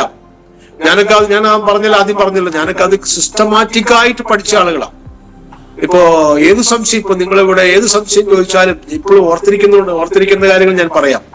പണ്ട് സാന്നിധ്യയിലൊക്കെ ഒരുപാട് കാര്യങ്ങളുണ്ട്, നല്ല കാര്യങ്ങൾ ഇല്ലെന്നല്ല കേട്ടോ. സമുദായത്തിൽ ഒത്തിരി കാര്യങ്ങൾ നല്ലതുണ്ട്. ഇപ്പോ ഏതൊരു ശുശ്രൂഷയും, ഇപ്പോ ഭവന കൂദാശ ആയിക്കൊള്ളട്ടെ, വിവാഹമായിക്കൊള്ളട്ടെ, അതുപോലെ മാമൂദീസ ആയിക്കൊള്ളട്ടെ, മരണ ശുശ്രൂഷ ആയിക്കൊള്ളട്ടെ, ഇത് അങ്ങനെ ഒത്തിരി ഏത് ശുശ്രൂഷയും നിങ്ങൾക്കറിയാമോ, പൗലോസിന്റെ ഒരു ലേഖനവും അതുപോലെ സുവിശേഷവും വായിക്കപ്പെടാത്ത ഒരു ശുശ്രൂഷയില്ല. പൗലോസിന്റെ ഒരു ലേഖനവും സുവിശേഷത്തിൽ ഏതെങ്കിലും ഒരു ഭാഗവും വായിക്കപ്പെടാത്ത ഒരു ശുശ്രൂഷയില്ല. അവർക്ക് അത് പിതാക്കന്മാർ ഒത്തിരി കാര്യങ്ങൾ അതിനകത്ത് ക്രമീകരിച്ചു വെച്ചിട്ടുണ്ട്. പക്ഷെ അത് ജനങ്ങളിലേക്ക് എത്തിക്കാനോ ആളുകൾക്ക് അത് മനസ്സിലാക്കി കൊടുക്കാനോ ആളുകളെ ആ അനുഭവത്തിലേക്ക് കൊണ്ടുവരാനോ ഇന്ന് സമുദായങ്ങൾക്ക് പലപ്പോഴും കഴിയുന്നില്ല. അവരതിന് ശ്രദ്ധിക്കുന്നേ ഇല്ല. ഞാൻ പലപ്പോഴും ഓർക്കാറുണ്ട്, ഇപ്പൊ ഈ വിവാഹ ശുശ്രൂഷയൊക്കെ, യാക്കോബായ സഭയുടെ വിവാഹ ശുശ്രൂഷ ഭയങ്കര പവർഫുൾ ആണ്. ഞാനത് പറയുമ്പോ ലിറ്റേർജി പഠിച്ചതുകൊണ്ട് പറയാം കേട്ടോ. അത് പഠിക്കാത്തവർക്ക് അത് പറയാൻ പറ്റില്ല. ലിറ്റേർജി എന്ന് പറയും, ആരാധനാക്രമം. അത് മനസ്സിലാക്കിക്കൊണ്ട് പറയാം. അതായത് അതിനകത്ത് 2 പാർട്ടാണുള്ളത്. ഒന്ന് മോതിരവാഴ്വ്, ഒന്ന് കിരീടവാഴ്വ്. നിങ്ങൾക്കറിയാമോ, യാക്കോബായിക്ക് മനസ്സമ്മതം എന്ന് പറഞ്ഞ എൻഗേജ്മെന്റ് എന്ന് പറഞ്ഞ പരിപാടി ഇല്ല, ശുശ്രൂഷയിലില്ല. ആളുകൾ ഇപ്പൊ നടത്താറുണ്ട്, ആളുകളിപ്പോ ഓഡിറ്റോറിയൊക്കെ എടുത്ത് നടത്താറുണ്ട്, പക്ഷെ ശുശ്രൂഷയിലില്ല. ഇത് രണ്ടും കൂടെ ഒന്നിച്ച് നടത്തുന്നത്. വിവാഹ സമയത്താണ് എൻഗേജ്മെന്റും കല്യാണം ഒന്നിച്ച് നടത്തുന്നത്. അതായത് അതിന് മോതിരവാഴ്വ് എന്ന് പറയും ആ എൻഗേജ്മെന്റിന്. കിരീടവാഴ്വ് എന്ന് പറഞ്ഞാൽ വിവാഹം, അതായത് മാല വാഴ്ത്തി അത് മണവാളൻ മണവാട്ടിയെ അണിയിക്കുന്നതായിട്ടാണ്. ഇതെല്ലാം സിംബോളിക് ആയിട്ടാണ്. യേശു ക്രിസ്തു മണവാളനും സഭയാ മണവാട്ടിയും തമ്മിലുള്ള ഈ മോതിരവാഴ്വ് എന്ന് പറഞ്ഞാൽ അവര് തമ്മിലുള്ള എൻഗേജ്, ഉറപ്പ്. നമ്മൾ 2 കൊരിന്ത്യർ 11:2 വിവാഹം നിശ്ചയം ചെയ്യുന്നവര്. ഇനി വിവാഹം ഭാവി നടക്കാൻ പോകുന്ന മണവാട്ടിയും യേശു ക്രിസ്തു മണവാട്ടിയുമായി നടക്കാൻ പോകുന്ന വിവാഹം. അപ്പൊ ആ വിവാഹത്തിന് വേണ്ടി അതിന്റെ ഒരുക്കത്തിന്റെ ഒക്കെ പ്രതീകമായിട്ടാണ് ഈ വിരിപ്പാവ്, അക്ഷയഭൂഷണമായ ഹൃദയത്തിന്റെ നിങ്ങളുടെ അലങ്കാരം, അതൊക്കെ വായിക്കപ്പെടുന്നുണ്ട്. എല്ലാം അവിടെ കൃത്യമായിട്ട് വായിച്ച കാര്യങ്ങൾ ചെയ്യുന്നത്. പക്ഷെ ജനങ്ങൾ ഇതാരും മനസ്സിലാക്കുന്നില്ല, ജനങ്ങൾ ഈ അനുഭവത്തിലേക്ക് വരുന്നില്ല. അതൊരു വലിയൊരു പരാജയമാണ്. ദൈവത്തിന് സ്തോത്രം. പ്രിയപ്പെട്ടവരെ, എന്നാൽ ഞങ്ങൾക്ക് ഈ സത്യങ്ങളെല്ലാം മനസ്സിലാക്കിയപ്പോ ഞാൻ പറഞ്ഞത്, യാക്കോബായ സഭ, എനിക്ക് അനേക സുഹൃത്തുക്കൾ യാക്കോബായ സഭയിലുണ്ട്, ഇന്നുമുണ്ട്. വയനാട്ടില് ധാരാളം പേരുണ്ട്, എന്റെ കൂടെ പഠിച്ചവരൊക്കെ. എന്നെ എവിടെ വെച്ച് കണ്ടാലും എന്റെ വീടിന്റെ മുമ്പിൽ പോലും വന്ന് വണ്ടി നിർത്തി എന്നെ കെട്ടിപ്പിടിക്കുകയും എന്റെ വൈഫിനോട് ഞങ്ങൾ തമ്മിൽ എങ്ങനെ ജീവിച്ചതാണെന്ന് അറിയാമോ എന്നൊക്കെ ചോദിക്കുകയും ഒക്കെ ചെയ്യുന്നവരുണ്ട്. എന്റെ വീട്ടിൽ വന്ന് ചായ കുടിക്കുന്നവരുണ്ട്, ചായ കുടിച്ചവരുണ്ട്, ഇവിടെ വന്ന് സംസാരിക്കുന്നവരുണ്ട്. ഞാൻ എവിടെ പോയാലും ഇന്ന് വരെ ഞാനൊരു സാക്ഷ്യമായിട്ട് പറയുകയാണ്, അച്ഛൻ ചെയ്തത് തെറ്റാണ് എന്ന് എന്റെ കൂടെ പഠിച്ചവരോ എന്റെ സുഹൃത്തുക്കളോ പറയുന്നില്ല. കാരണം അവർക്കറിയാം ഈ സമുദായത്തിന്റെ അടികളും ഈ വഴക്കുകളും പ്രശ്നങ്ങളും അവരുടെ കാരണം ഞങ്ങൾ അന്ന് അങ്ങനെയാ സെമിനാരി ജീവിച്ചത്, ഇന്നും അങ്ങനെ പോകുന്നുണ്ടെന്ന് അവർക്കറിയാം. പലരെയും ഞാൻ പലയിടത്തും വെച്ച് കണ്ടുമുട്ടാറുണ്ട്. ഞാൻ പറയട്ടെ, അപ്പോ സത്യത്തിന് വേണ്ടി നിൽക്കാൻ ആയിട്ടാണ് ദൈവം ഞങ്ങൾക്ക് അതിനുള്ള കൃപ ചെയ്തു. ഇന്നും നൂറുകണക്കിന് ആളുകളോട് അനുദിനം സംസാരിക്കുകയും ശുശ്രൂഷകൾക്കായി നിൽക്കുകയും ചെയ്യാൻ ദൈവം കൃപ ചെയ്യുന്നു. ഞാൻ ഏകദേശം 10 രാജ്യങ്ങളിൽ പോകാനുള്ള ഭാഗ്യം ദൈവം എനിക്ക് തന്നിട്ടുണ്ട്. സുവിശേഷവുമായിട്ട് നൂറുകണക്കിന് ആയിരക്കണക്കിന് ആളുകൾ വിശ്വാസികളുണ്ട്. അത് പെന്തക്കോസ്ത് അവരൊക്കെ നമ്മളെ തോളിലേറ്റിക്കൊണ്ട് നടക്കുന്നവരാണ്. നമ്മൾ അവര് ബഹുമാനം. ഇപ്പൊ ഞാനിപ്പോൾ ഓർക്കുന്നു, ഏതോ ഒരു ദുബായിൽ ഒരു കൂട്ടായ്മയിൽ ഞാൻ ചെന്നപ്പോ, ഞാൻ എന്റെ സാക്ഷ്യം പറഞ്ഞപ്പോ അവരെന്നെ കെട്ടിപ്പിടിച്ചു. സീനിയർ ആയിട്ടുള്ള വലിയ പണക്കാരാണ്, LLC വലിയ കമ്പനികളുള്ളവരാ, സ്വന്തമായിട്ടുള്ളവരാ. എന്നെ ചേർത്ത് കെട്ടിപ്പിടിച്ചവര് ഞങ്ങൾക്ക് ഭയങ്കര ഇഷ്ടമായെന്ന് പറഞ്ഞ്, അച്ഛന്റെ സാക്ഷി ഇഷ്ടമായെന്നും പറഞ്ഞ് അവർ അഭിനന്ദിക്കുകയും ഇന്നും ചെയ്യാനായിട്ട് അവർ തയ്യാറുള്ളവരുണ്ട്. ഇങ്ങനെയൊക്കെയുള്ള ധാരാളം വിശ്വാസികൾ നമ്മുടെ ഈ സമൂഹത്തിൽ ഉണ്ടെന്ന് ഞാൻ പറയുകയായിരുന്നു. കുവൈറ്റിലും ബഹ്റൈനിലും ദുബായിലും ഖത്തറിലും അതുപോലെ ലോകത്തിന്റെ വിവിധ രാജ്യങ്ങളിൽ പോകാനുള്ള ഭാഗ്യ പദവി, യേശുവിന്റെ സാക്ഷിയാകാനുള്ള ആ ഭാഗ്യ പദവി, ഞാൻ അത് തീർച്ചയായിട്ടും ഒരു സാധാരണക്കാരനായ ഒരു കർഷക കുടുംബത്തിൽ ജനിച്ച എനിക്ക്, എന്റെ പിതാവും ഇപ്പോഴും എന്റെ വീട്ടുകാര് കർഷകരാണ്. ഞങ്ങൾക്ക് കുറച്ച് സ്ഥലമൊക്കെ ഉണ്ട്, പക്ഷെ കർഷകരാണ്, സാധാരണക്കാരാണ്. ജനിച്ച ഒരു വ്യക്തിയായി എനിക്ക് ദൈവം അതിനുള്ള ഭാഗ്യം ചെയ്തു. എനിക്ക് 3 പെൺമക്കളാ ഉള്ളത്. മൂത്ത മോള്, അവള് സാറ എന്നാണ് അവളുടെ പേര്. അവളെ വിവാഹം ചെയ്തതും ഈ മലങ്കര ക്രിസ്ത്യൻ ചർച്ചിൽ തന്നെ പെട്ട ഒരു, വയനാട്ടിലൊക്കെ ആദ്യമായിട്ട് നമ്മുടെ കൂടെ മുന്നോട്ട് വന്ന ഒരു ഭവനത്തിലെ, ആ പ്രവർത്തനത്തിന് നേതൃത്വം നൽകിയ ഭവനത്തിലെ പുന്നാശ്ശേരിയിൽ എന്ന് പറയും. അതും അവര് സമുദായത്തിലൊക്കെ അറിയപ്പെടുന്ന ആ വീട്ടിലെ ഒരു മകനാണ് ഷൈജു എന്ന് പറയുന്ന മകനാണ് എന്റെ മൂത്ത മോള് വിവാഹം ചെയ്തിരിക്കുന്നത്. അവർക്ക് 2 മക്കളുണ്ട്, നഥനയേൽ, ദാനിയേൽ, 2 ആൺകുട്ടികൾ. അവരിപ്പോ കാനഡയിലാണ് സെറ്റിലായിരിക്കുന്നത്, മൂത്ത മോളും ഫാമിലിയും. അവരെ ഓർത്ത് ഞാൻ ദൈവത്തെ സ്തുതിക്കുന്നു. അവള് വളരെ ദൈവകൃപയിൽ ജീവിക്കുന്ന മകനുമാണ്. ആ ചർച്ചിന്റെ കാനഡയിലുള്ള ഒരു പെന്തക്കോസ്റ്റൽ ചർച്ചിലാണ് അവര് മുന്നോട്ട് പോകുന്നത്. അനുഗ്രഹിക്കപ്പെട്ട നിലയിൽ ആ ചർച്ചിന്റെ സെക്രട്ടറി ആയിട്ടൊക്കെ മകൻ പ്രവർത്തിക്കുന്നുണ്ട്. ദൈവത്തിന് സ്തോത്രം ചെയ്യുന്നു. അതുപോലെ 2ാമത്തെ മോള്, 3 പെൺകുട്ടികളാണ്. 2ാമത്തെ മോള് മരിയ ജോൺ. അവളും കാനഡയിലാണ് ഇപ്പോ ഉള്ളത്. അവളുടെ ഭർത്താവ് തൊടുപുഴ വാഴക്കുളം കത്തോലിക്ക സഭയിൽ നിന്നൊക്കെ മുന്നോട്ട് വന്ന് വില കൊടുത്ത് തന്നെ മുന്നോട്ട് വന്ന ഒരു കുടുംബമാണ് അവരുടേത്. ആ ഫാമിലിയിൽ നിന്നാണ്. അവര് വിശ്വാസത്തിന് വേണ്ടി അവരൊരു ഇൻഡിപെൻഡന്റ് ചർച്ചായിട്ട് നിൽക്കുന്നവരാണ്. അവർക്ക് കുട്ടികൾ എല്ലാവരും കല്യാണം കഴിഞ്ഞിട്ട് 2 വർഷം ആകുന്നുള്ളൂ, 2 വർഷമായിട്ടുള്ളൂ. അവരും സന്തോഷമായിരിക്കുന്നു. അവരും കാനഡയിൽ സെറ്റിലാണ്. 3ാമത്തെ മോള്, അവള് ഡോക്ടറാണ്, MBBS ഇപ്പൊ കഴിഞ്ഞു. കേരള എൻട്രൻസ് മെഡിസിൻ കീമില് അവൾക്ക് റാങ്ക് ലിസ്റ്റിൽ വന്ന ആളാണ്. ഇങ്ങനെയാണ് MBBS പഠിച്ചത്. ഇനി PGക്ക് അവളിപ്പോ ചേരാൻ വേണ്ടി, ജോയിൻ ചെയ്യാൻ വേണ്ടി ഇരിക്കുന്നു. അതോടൊപ്പം അവളുടെ വിവാഹമൊക്കെ ആലോചിക്കുന്നുണ്ട്. നമ്മളൊരു ഡോക്ടർ പയ്യനെയാണ്, ഒരു വിശ്വാസിയായ ഡോക്ടർ പയ്യനെയാണ് ആഗ്രഹിക്കുന്നത്. ദൈവം നടത്തുന്ന പോലെ ആ കാര്യങ്ങൾ മുന്നോട്ട് പോകട്ടെ. അവള് പലയിടത്തും വർക്ക് ചെയ്തു. പല ഹോസ്പിറ്റൽ, ഗവൺമെന്റ് സ്ഥാപനങ്ങളിലൊക്കെ വർക്ക് ചെയ്തു, പ്രൈവറ്റ് സ്ഥാപനങ്ങളിലൊക്കെ. പരീക്ഷ കഴിഞ്ഞതിന് ശേഷം ഇപ്പോ PGക്ക് ചേരാൻ വേണ്ടി എൻട്രൻസ് ഒക്കെ എഴുതി, അതിന്റെ അലോട്ട്മെന്റ് ഒക്കെ നടന്നുകൊണ്ടിരിക്കുകയാണ്. ആ വിഷയങ്ങളെ ഓർത്ത് നിങ്ങൾ പ്രാർത്ഥിക്കണം. വൈഫിന്റെ പേര് സിബി. ദൈവത്തിന്റെ കൃപയാൽ എനിക്കൊരു സെന്ററിന്റെ ചുമതല കൂടിയുണ്ട്. മലങ്കര ക്രിസ്ത്യൻ പ്രയർ ചർച്ചിന്റെ ജനറൽ സെക്രട്ടറിയാണ്. അതോടൊപ്പം കോലഞ്ചേരി സെന്റർ എന്ന് പറയും, 7 ചർച്ചസ് ഉള്ള 7 സഭകളുള്ള ഒരു സെന്ററിന്റെ ചുമതലയുണ്ട്. മൂവാറ്റുപുഴ, കോലഞ്ചേരി, വാളകം, പുത്തൻകുരിശ്, അതുപോലെ മറ്റക്കുഴി, മംഗലത്ത് നട, കീഴില്ലം തുടങ്ങിയ ആ ഏരിയയിൽപ്പെടുന്ന ആ ഒരു സെന്റർ ചുമതല കൂടി ദൈവം എനിക്ക് മലങ്കര ക്രിസ്ത്യൻ ചർച്ചിന്റെ കമ്മിറ്റിയെ, നിയോഗിതരായ കമ്മിറ്റി എനിക്ക് തന്നിട്ടുണ്ട്. അങ്ങനെ ഞങ്ങള് ദൈവത്തിന്റെ കൃപയാൽ ഞങ്ങൾ മുന്നോട്ട് പോകുന്നു. ദൈവം ഇന്ന് വരെ ഞങ്ങളെ അത്ഭുതകരമായി നടത്തുന്നു എന്ന് മാത്രമേ എനിക്ക് എല്ലാം ഒന്നും നമുക്ക് സ്വന്തമായിട്ട് അഭിമാനിക്കാൻ ഒന്നുമില്ല. ഞാനത് വിശ്വസിക്കുന്നു. ദൈവം തരുന്നത് മാത്രം. ഏത് മനുഷ്യന് ഉറച്ചു നിന്നാലും ഒരു ശ്വാസം അത്രേ. ഞാനത് വിശ്വസിക്കുന്ന ആളാണ്. കർത്താവ് ഇന്ന് വരെ അത്ഭുതകരമായി നടത്തുന്നു. അതിനിടയ്ക്ക് ഞാൻ ചില കോളേജുകളിലൊക്കെ ഞാൻ പഠിപ്പിച്ചു, സെക്കുലർ കോളേജുകളിലും. അതൊരു സമാധാനത്തിന് വേണ്ടി, പണത്തിന് വേണ്ടിയല്ല. ഞാൻ കോളേജിലെ BCom ഒക്കെ പഠിച്ച ഏറ്റവും നല്ല നിലയിലാണ് പഠിച്ചത്. എനിക്കന്ന് BComന് തൊടുപുഴ ഇടുക്കി ജില്ലയിൽ തന്നെ ഒരു വിഷയത്തിന് എനിക്ക് ടോപ്പ് മാർക്ക് ഉണ്ടായിരുന്നു. അപ്പൊ അതുകൊണ്ട് ചില കോളേജുകൾ എന്നെ ചില ഗസ്റ്റ് ആയിട്ട് വിളിച്ചപ്പോൾ ഞാൻ ചില MES തുടങ്ങിയ, ഹോളി ക്രോസ് തുടങ്ങിയ യൂണിവേഴ്സിറ്റി അഫിലിയേറ്റഡ് കോളേജാണ്. കോളേജിൽ ചില വർഷങ്ങൾ മാത്രം പഠിപ്പിക്കാനായിട്ട് ഇടയായിട്ടുണ്ട്.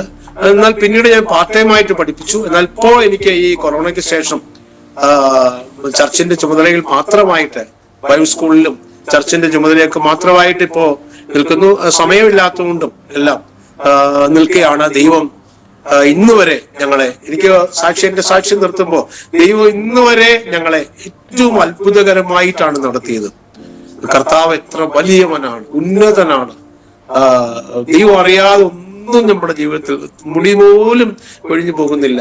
അവിടുന്ന് എത്ര ശ്രേഷ്ഠനാണ്, മഹാപരിശുദ്ധനാണ്. അങ്ങനെ അവിടുത്തെ നാമത്തെ ഉയർത്താനായിട്ട് നമ്മൾ ഇറങ്ങിത്തിരിച്ചാൽ ദൈവം അത്ഭുതകരമായി നടത്തും. സങ്കീർത്തനം 91 ഇങ്ങനെയാ പറയുന്നത്. ഞാൻ 91 സങ്കീർത്തനമൊക്കെ ഒരു 35ഓളം സങ്കീർത്തനങ്ങൾ ബൈഹാർട്ട് പഠിക്കാൻ ദൈവം എനിക്ക് കൃപ ചെയ്തിട്ടുണ്ട്. ഞാൻ കുഞ്ഞുങ്ങൾക്കൊക്കെ ക്ലാസ് എടുക്കുന്ന സമയത്ത് അത് പറയാറുണ്ട്. 91:14 ഇങ്ങനെ, അവൻ എന്റെ നാമത്തെ അറിയിയാൽ ഞാൻ അവനെ ഉയർത്തും. I will raise him up high because he acknowledges my name എന്ന് പറയുന്നത്. അറിയാൽ എന്ന് മലയാളത്തിൽ പറയും. ഇംഗ്ലീഷിലേക്ക് ചില ട്രാൻസ്ലേഷൻ വരുമ്പോ അക്നോളജസ്, വെളിപ്പെടുത്തുക. നമ്മൾ അറിയുക മാത്രമല്ല, പൂർണ്ണ ബോധ്യത്തോടുകൂടി കർത്താവിന്റെ നാമത്തെ ലോകജാതികളുടെ മുമ്പിൽ വെളിപ്പെടുത്തുമ്പോൾ, ഞാനത് ആരോട് സാക്ഷ്യം പറയാൻ തയ്യാറാണ്. വെളിപ്പെടുത്തുമ്പോൾ, ഒരു മടിയും കൂടാതെ വെളിപ്പെടുത്താൻ തയ്യാറാകുമ്പോൾ കർത്താവ് നമ്മളെ ഉയർത്തും. ദൈവത്തിന് സ്തോത്രം. അത് കർത്താവിന് ചെയ്തേ പറ്റൂ. അവൻ എന്റെ നാമത്തെ അറിയാൽ ഞാൻ അവനെ ഉയർത്തും. അവൻ എന്നെ വിളിച്ചപേക്ഷിക്കും, ഞാൻ അവന് ഉത്തരമിടും. കഷ്ടകാലത്ത് ഞാൻ അവനോട് കൂടെയിരിക്കും. ഞാൻ അവനെ വിടുവിച്ച് മഹത്വപ്പെടുത്തും. ദീർഘായുസ് കൊണ്ട് ഞാൻ അവന് തൃപ്തി വരുത്തും. എന്റെ രക്ഷയെ അവന് കാണിച്ചു കൊടുക്കും. അങ്ങനെ ആ സങ്കീർത്തനം അങ്ങനെ പറഞ്ഞ് അവസാനിപ്പിക്കുന്നത്. ദൈവത്തിന് സ്തോത്രം. പ്രിയപ്പെട്ടവരെ, ഇന്നുവരെ കർത്താവ് നടത്തുന്നു, തുടർന്നും നിങ്ങളുടെ എല്ലാ, ഞാനിങ്ങനെ എനിക്കത് പറയാതിരിക്കുന്നത്, ഈ എന്നെ കേൾക്കുന്ന പ്രിയ സിസ്റ്ററൊക്കെ, അവരൊക്കെ പ്രാർത്ഥിക്കുന്ന, അവരൊക്കെ ദൈവകൃപയിൽ നിൽക്കുന്ന ആളുകളാണ്. അവരും അതുപോലെ അവരുടെ കൂടെയുള്ളവരും എന്നെ ശ്രദ്ധിക്കുന്ന എല്ലാവരും ഞങ്ങൾക്ക് വേണ്ടി വളരെ ആത്മാർത്ഥമായി, എനിക്ക് വേണ്ടിയിട്ടും എന്റെ കുടുംബത്തിന് വേണ്ടിയിട്ടും ഞങ്ങളുടെ ശുശ്രൂഷയ്ക്ക് വേണ്ടിയിട്ടും മലങ്കര ക്രിസ്ത്യൻ ചർച്ചിന് വേണ്ടിയിട്ടും വളരെ ആത്മാർത്ഥമായി പ്രാർത്ഥിക്കണമേ എന്ന് പറഞ്ഞുകൊണ്ട് ഞാൻ എന്റെ വാക്കുകൾ അവസാനിപ്പിക്കുകയാണ്. ഇനി എന്തെങ്കിലും ചോദിച്ചാൽ ഞാൻ മറുപടി പറയാൻ സമയമായി. ഓക്കെ, കർത്താവിന്റെ ദാസനെ ഇത്രത്തോളം കർത്താവ് നടത്തി ഉയർത്തി. കർത്താവിൻ്റെ ആ ഒരു ദേവദാസൻ പറഞ്ഞതുപോലെ അവൻ എന്നെ അറിയുകയാലെന്ന് പറഞ്ഞാൽ ദൈവത്തെ നാം വെളിപ്പെടുത്തുമ്പോൾ, മറ്റുള്ളവരോട് കർത്താവിനെ കുറിച്ച് പറയുമ്പോൾ, മനസ്സിലാക്കി കൊടുക്കുമ്പോൾ കർത്താവ് നമ്മെ ഉയർത്തും. ആമേൻ. ദേവദാസൻ ഇത്രത്തോളം കാര്യങ്ങളെല്ലാം ചെയ്യാൻ കർത്താവിൻ്റെ നാമത്തിന് വേണ്ടി നിന്നു വലിയൊരു ഒരു പള്ളിയുടെ എല്ലാ കാര്യങ്ങളും വിട്ടിട്ട് ഇറങ്ങി വന്നതാണെന്നാൽ കർത്താവ് ഒരിക്കലും ദൈവം നമ്മെ വഴിയിലിട്ട് പോകുന്ന ദൈവമല്ല എന്ന് നമുക്ക് ജീവിതത്തിൻ്റെ അനുഭവങ്ങളിലൂടെ മനസ്സിലാക്കുവാൻ കഴിഞ്ഞു. കർത്താവ് ഇത്രത്തോളം കൊണ്ടുവന്നല്ലോ. ഇനിയും പിന്നെയും കർത്താവ് നിർത്തട്ടെ. മലങ്കര ക്രിസ്ത്യൻ സഭയുടെ നല്ല ഒരു തൂണാക്കി കർത്താവ് നിർത്തട്ടെ. അനേകരെ ക്രിസ്തുവിലേക്ക് നേടുവാൻ ദൈവത്തിൻ്റെ ദാസനെ കർത്താവ് ഉപയോഗിക്കട്ടെ. എല്ലാ ആശംസകളും നേരുന്നു. God bless you pastor. ആമേൻ. ദേവദാസനൊന്ന് പ്രാർത്ഥിച്ചാട്ടെ. ഹല്ലേലൂയ. സ്തോത്രം. പരിശുദ്ധ പിതാവേ, ഞങ്ങളുടെ സ്വർഗീയ നാഥനെ, ഇന്ന് പകൽ ഇങ്ങനെ ഒരു അവസരം കർത്താവെ അങ്ങ് ഒരുക്കിയത്, അത് ജീവിതത്തിലെ ഒരു ഏറ്റവും ശ്രേഷ്ഠകരമായ അനുഗ്രഹീതമായ ഒരു അവസരമായി അടിയൻ കാണുകയാണ്. ഇങ്ങനെ ഇതിന് ക്രമീകരണങ്ങളൊക്കെ ചെയ്ത പ്രിയ സിസ്റ്ററെയും അവരുടെ കുടുംബാംഗങ്ങളെ, അവരുടെ കൂട്ടുപ്രവർത്തകരെ ഒക്കെ കർത്താവ് ധാരാളമായി അനുഗ്രഹിക്കണമേ. അവർക്ക് ആ കാര്യങ്ങളൊക്കെ ഏറ്റവും അനുഗ്രഹീതമായി തുടർന്നും ചെയ്യാൻ, അനേകരുടെ സാക്ഷ്യങ്ങൾ അനേകരെ കേൾപ്പിക്കുവാനൊക്കെ, കാണിക്കുവാനും കേൾപ്പിക്കുവാനൊക്കെ ഉള്ള എല്ലാ സാഹചര്യങ്ങളും കർത്താവ് അവർക്ക് ഒരുക്കി കൊടുക്കണമേ. ഇന്ന് പകൽ ഞങ്ങളെ ശ്രദ്ധിച്ച, ഈ ജോയ്സ് ടിവിയിലൂടെ ഞങ്ങളെ ശ്രദ്ധിച്ച ആയിരങ്ങൾ, അനേകരുണ്ടല്ലോ, അവർക്കെല്ലാമായി കർത്താവിനെ മുഖത്തപ്പെടുത്തുന്നു. കർത്താവ് ഈ ശബ്ദം കേട്ട എല്ലാവരെയും അനുഗ്രഹിക്കുമാറാകണം. അവര് കർത്താവ് അങ്ങയുടെ മഹൽ സ്നേഹം, അവിടുത്തെ ആ ദിവ്യ സ്നേഹം, അവിടുത്തെ ആ രക്ഷ, നിത്യരക്ഷ അവര് രുചിച്ചറിഞ്ഞ് കർത്താവിനെ യഥാർത്ഥമായി പിൻപറ്റുവാൻ, സത്യത്തിൽ ആത്മാവിലും കർത്താവിനെ ആരാധിക്കാനും ദൈവകൃപയിൽ വിശ്വസ്തരായി ജീവിക്കുവാനും അവിടുന്ന് വഴി ഒരുക്കണമേ, വഴി തുറക്കണമേ എന്ന് ഞങ്ങൾ പ്രാർത്ഥിക്കുന്നു. ഈ പ്രോഗ്രാം അനേകർക്കൊരു അനുഗ്രഹമായി മാറട്ടെ. എല്ലാ മഹത്വവും സ്തുതിയും ആരാധനയും അവിടത്തേക്ക് അർപ്പിക്കുന്നു. യേശു ക്രിസ്തുവിന്റെ വിലയേറിയ നാമത്തിൽ പിതാവേ, ആമേൻ. ആമേൻ. ആമേൻ. ആമേൻ. ദേവദാസനെ നന്ദിയുണ്ട്. നമ്മൾ ഇനിയും യാക്കോബ സഭയിൽ ഇതുപോലൊരു വലിയ ഒരു വിപ്ലവം ഉണ്ടാകട്ടെ, ഒരു നവോത്ഥാനം ഒരു പ്രാവശ്യം കൂടെ കർത്താവ് ഉണ്ടാക്കി തരട്ടെ. മാർട്ടിൻ ലൂതർ എൻ്റെ ജീവിതത്തിൽ അതുപോലൊരു ആ കാലഘട്ടത്തിൽ ഉണ്ടായതുപോലെ ഈ യാക്കോബ സഭകളിലും മറ്റ് സഭകളിലൊക്കെ ഒരു വലിയ നവോത്ഥാനം ഉണ്ടാകട്ടെ എന്ന് നമുക്ക് പ്രാർത്ഥിക്കാം. ഒരു കൂട്ടം ജനം കർത്താവിനെ അറിയുവാൻ യഥാർത്ഥ സത്യത്തിൽ കുറേയൊക്കെ അച്ഛൻ പറഞ്ഞ പോലെ കുറേയൊക്കെ കാര്യങ്ങൾ അവർക്കറിയാമെങ്കിലും ഒരു ക്ലിയറായിട്ടുള്ള ഒരു വെളിപ്പാട് അവർക്കില്ലാത്തത് കൊണ്ട് അവരിങ്ങനെ കെട്ടപ്പെട്ട് കിടക്കുന്നതിന് പൂർണ്ണമായി അവരൊക്കെ ദൈവത്തിൽ കടന്നു വരാൻ നമുക്ക് പ്രാർത്ഥിക്കാം. ഓക്കെ, കർത്താവ് സഹായിക്കട്ടെ. ഇത്രത്തോളം സമയം ഞങ്ങളോട് ചെലവഴിച്ചതിന് വളരെയധികം നന്ദിയുണ്ട്. വിലപ്പെട്ട സമയം, ഒരുപാട് കാര്യങ്ങളുള്ള ദേവദാസനാണല്ലോ. അതെല്ലാം okay okay, thank you pastor.